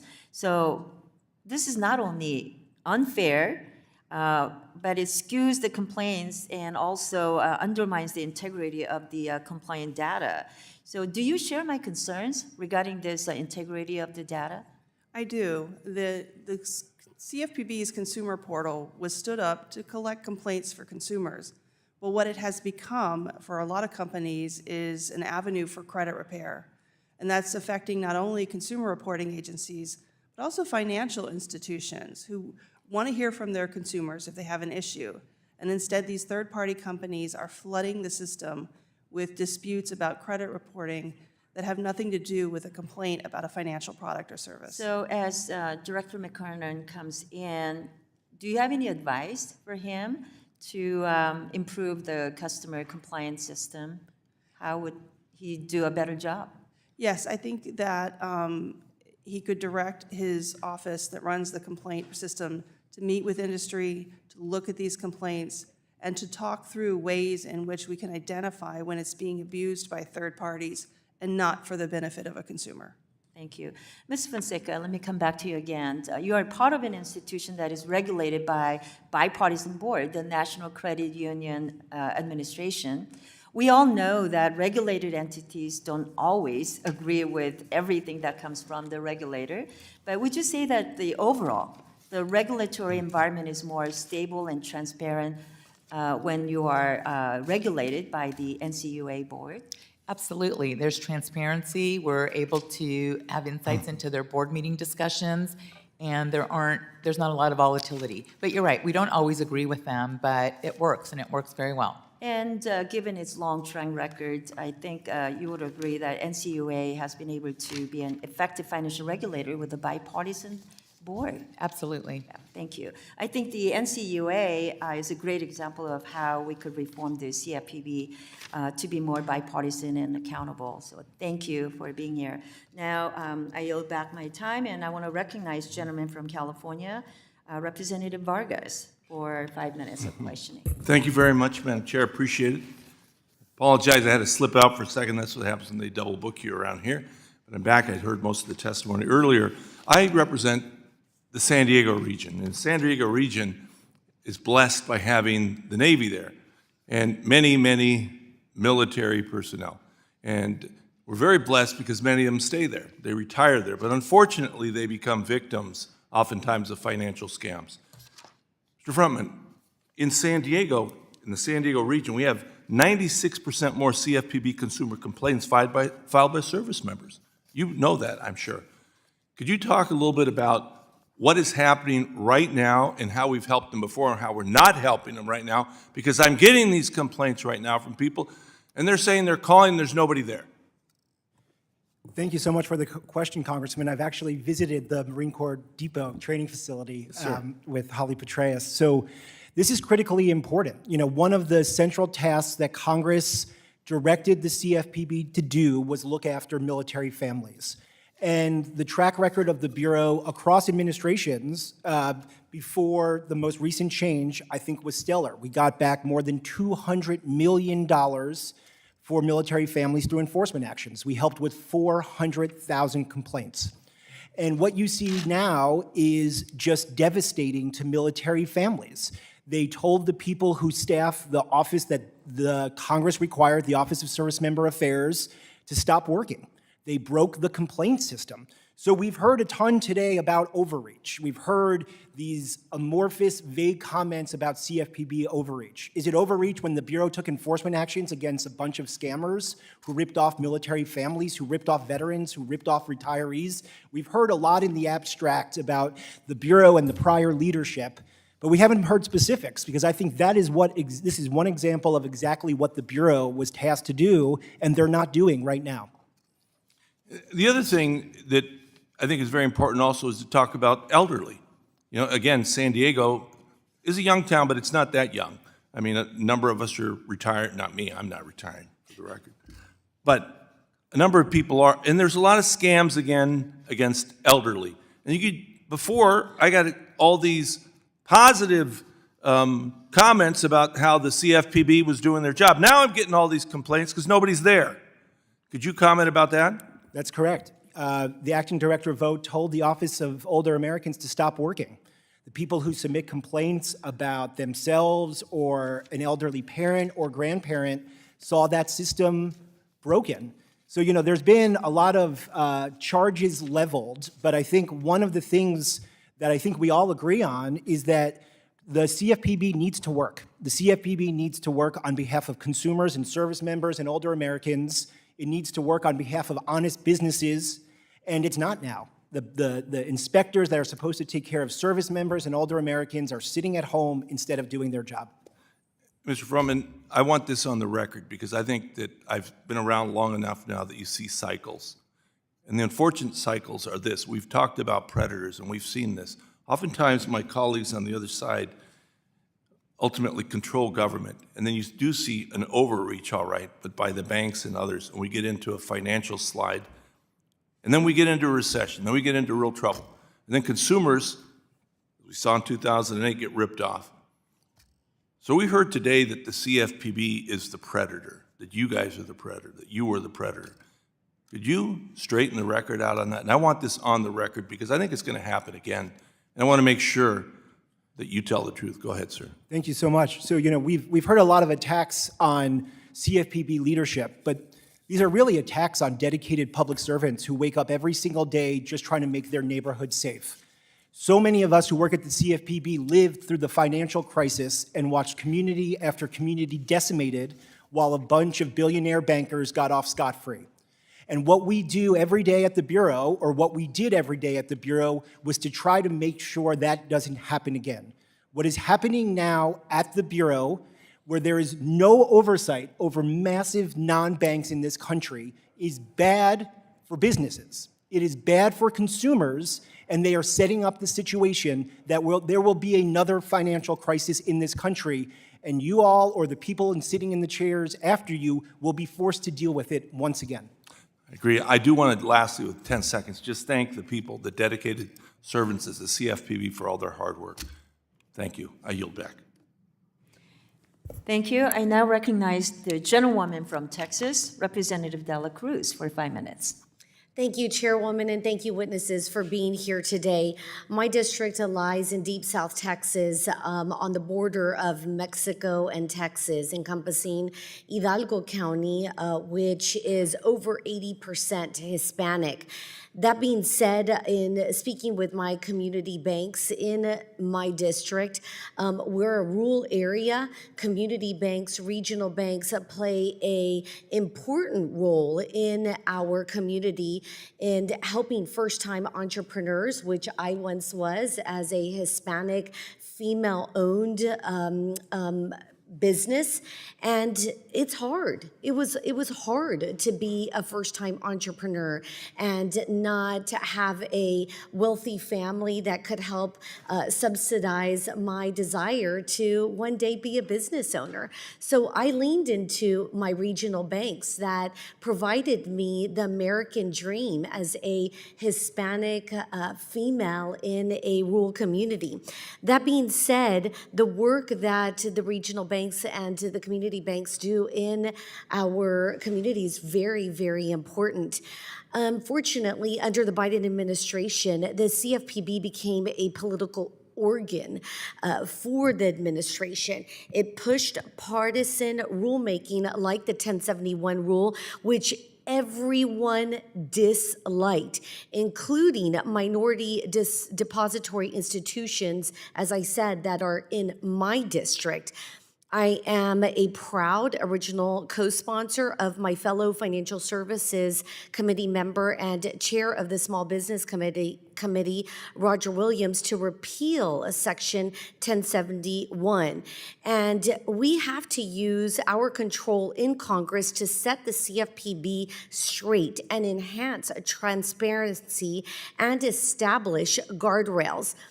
As a freshman in the last Congress, it baffled me that in a House that had a very slim majority, where Republicans and Democrats could hardly agree on anything, there was one thing that we agreed on in both the House and the Senate, and that is that 1071 was bad for minority communities like mine. It was bad for entrepreneurs like I once was. It was bad all the way around. And I want to remind everybody in this room that the House agreed that 1071 was bad. The Senate agreed that 1071 was bad.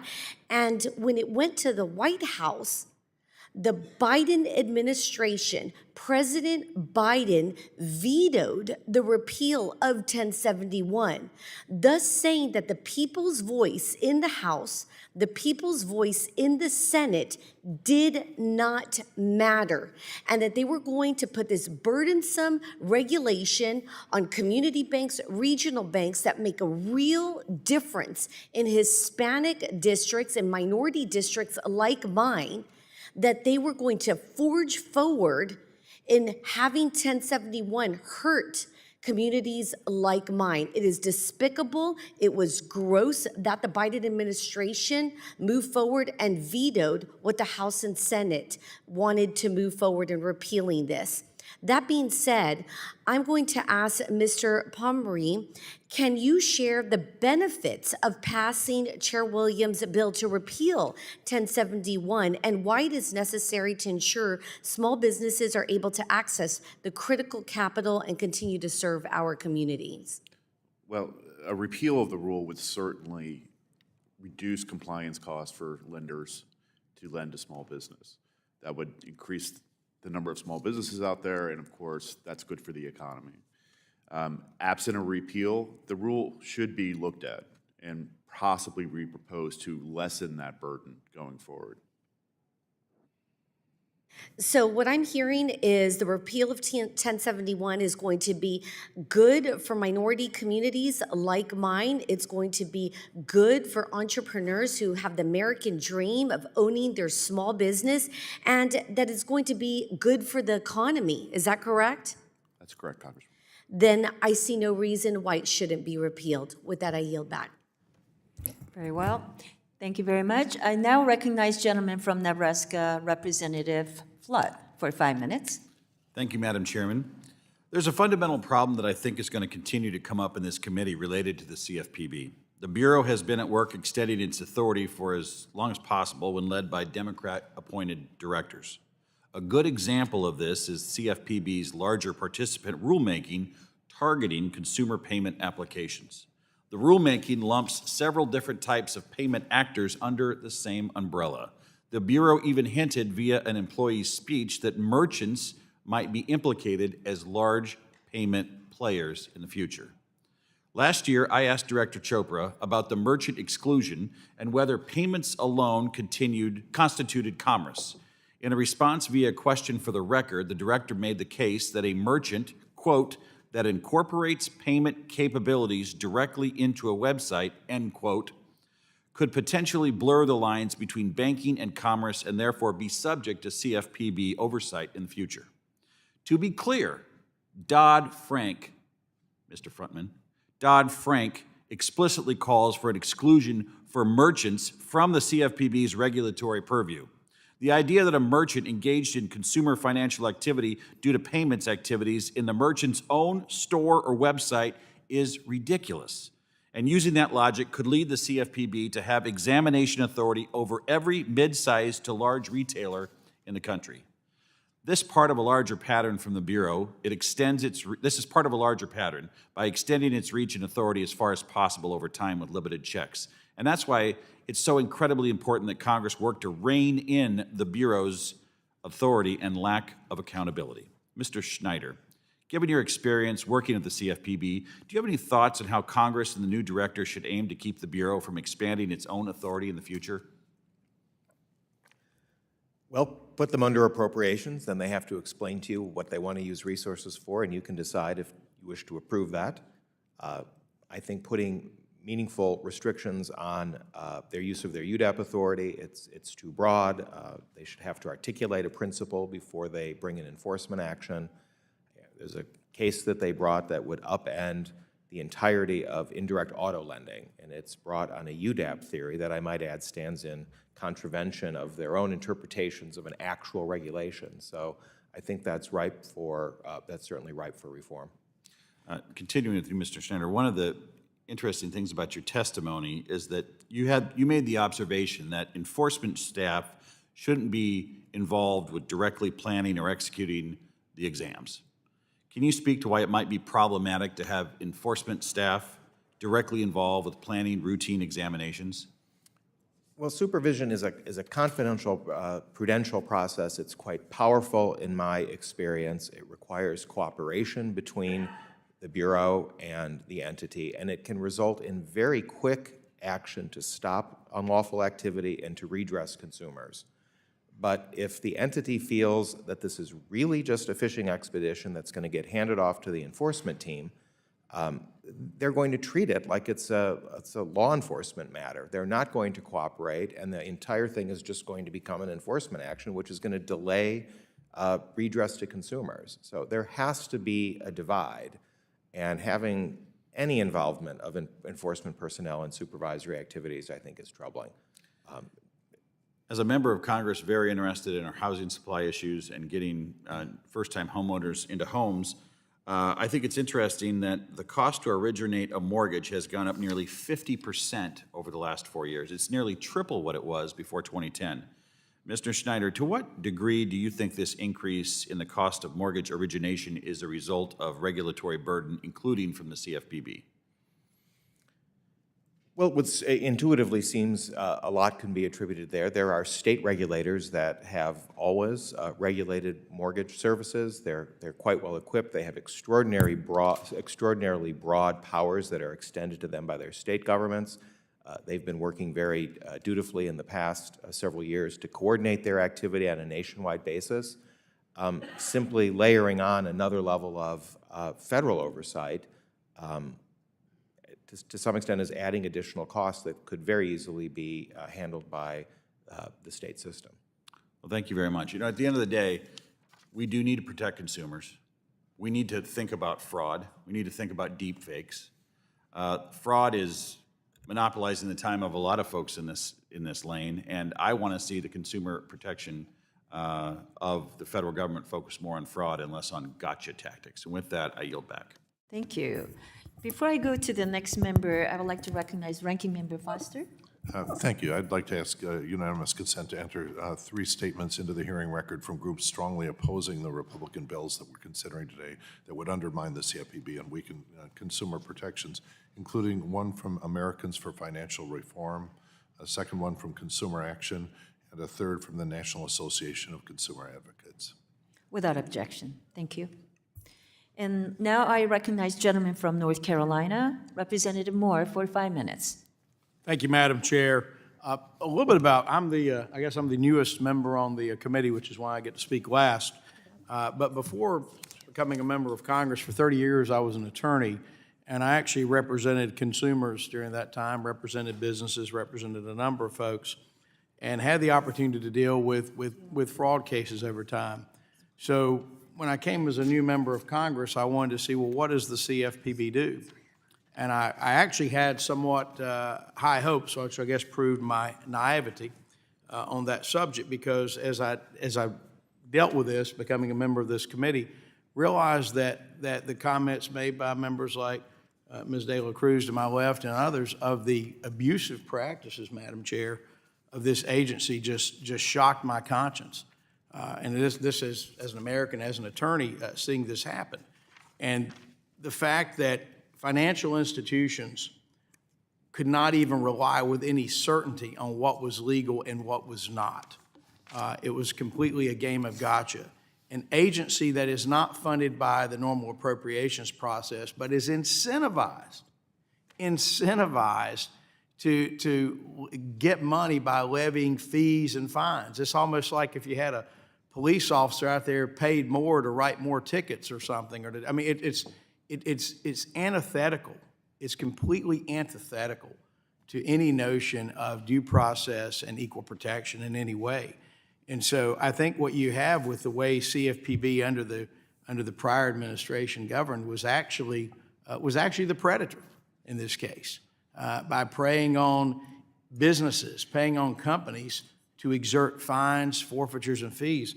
And with all due respect to Mr. Frotman, I read your comments, heard your comments. I mean, I've been an attorney for 30 years. To approach something like this when it comes to a significant part of regulatory law affecting so many in this country with a clear political agenda, it just shocks my conscience. And I would ask that, I'm glad the new agency isn't doing that, and I would just ask those that ever want to serve in these positions, certainly don't do this. This is, you have millions of Americans who count on having access to capital. You have individuals, you have companies, businesses that are built on providing that capital. And the one thing that folks need to know is, what are the rules? What are the rules of the road? And follow those rules, and don't change them midstream. And don't do them in such a punitive way, simply to either exercise or abuse power or to try to obtain more money from these entities. So the more I've studied this, Madam Chair, and I hope that it comes to the attention of the American people who see this absolute abuse in government. And it's Exhibit A of what's wrong or what has been wrong in so many things. But I did think about something. Under the former director, it seems that the CFPB made a habit of like bypassing the Administrative Procedures Act's notice and comment requirements, just enacting things. I think there was a whole host of these midnight entries. I don't know if they were done with an auto pen. I don't know how they were done, but they were done.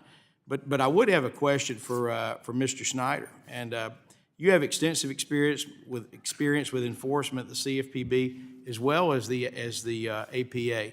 And I'm just curious, first off, would you agree that the APA applies to the CFPB? Of course, yes, sir. And is agency guidance, is that a rule? It should not have the binding effect of law if it hasn't gone through the appropriate approval process. What about a press release? No question there. All right. How about just a statement by the director? Is that a rule? No. And so should a press release or a statement by the director be the basis of an enforcement action? It certainly shouldn't be. But my understanding is that did happen under this prior administration. Is that correct?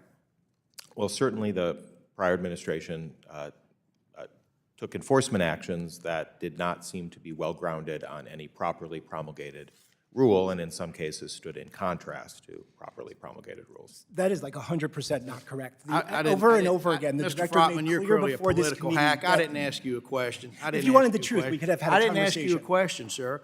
I would just simply say still that the the gentleman's comments by time. Mr. Frotman disregarding the rules of this committee, his disregard of rules there simply shows the problems with this agency. With that, Madam Chair, I yield back.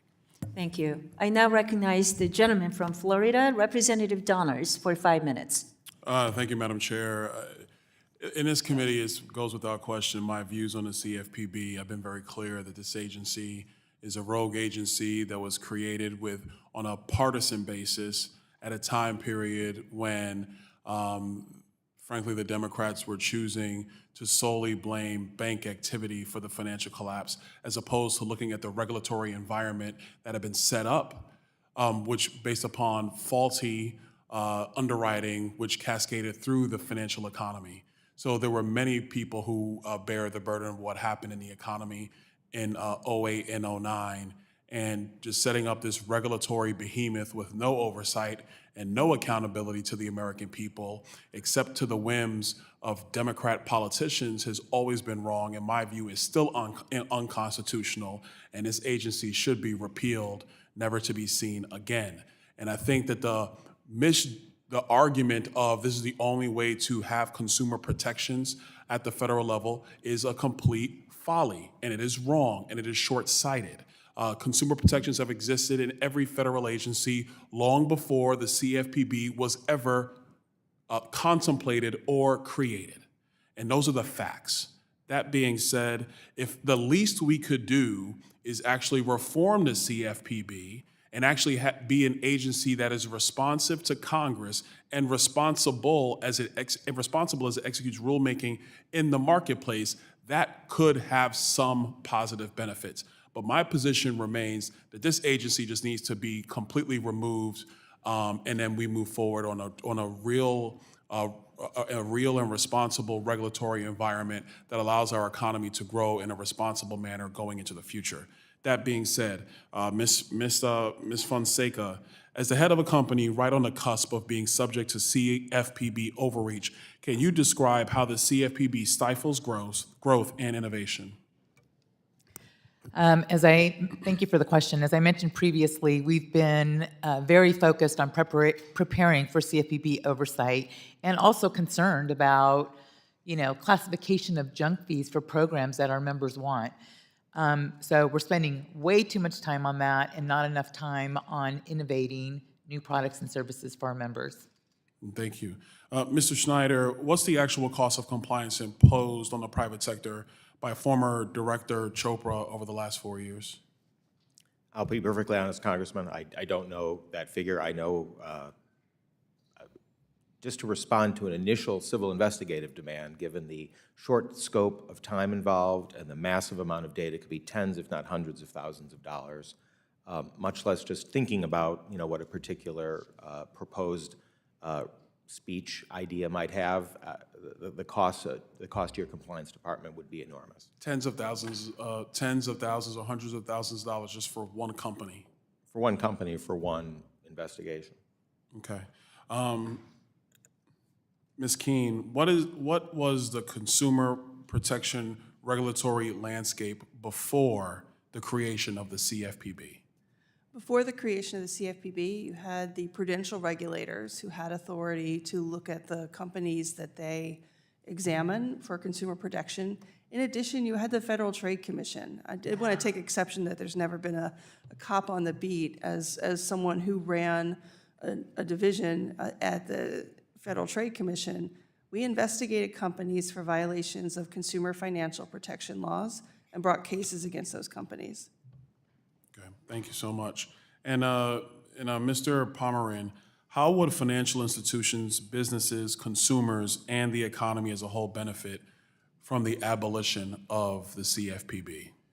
Well, first and foremost, we need a strong consumer regulator. We need one that is going to be fair and reasonable. I think that, to the points made earlier, when we have rules and guidance and even reacting to blogs and circulars, things of that nature, it is hard to comply with what is actually needed to be complied with. It's unclear to comply with the uncertainty that's created by an agency that doesn't go through an APA process with notice and comment and the like. I think consumer protection needs to be had. We need a durable, credible consumer regulator that's going to be fair to all of the the stakeholders going forward. And to add on to your comment, and I think people will hear me say, get rid of the CFPB, and trust me, I mean it, get rid of it. But to that point, yes, there are consumer protections that should be durable, that follow the Administrative Procedures Act, and not have an agency which is rogue, in my view, depending on the presidential administration, and just moving through our economy with no accountability whatsoever. With that, I yield. Thank you. Well, please join me in thanking all of our witnesses for joining today and answering the questions from the members. Without objection, all members will have 5 legislative days to submit additional written questions for the witnesses to the chair, and the questions will be forwarded to the witnesses for your responses. And the witnesses, you will have until April 30th to provide written responses if you receive that question. So thank you very much for being with us today. With that, the hearing is now adjourned.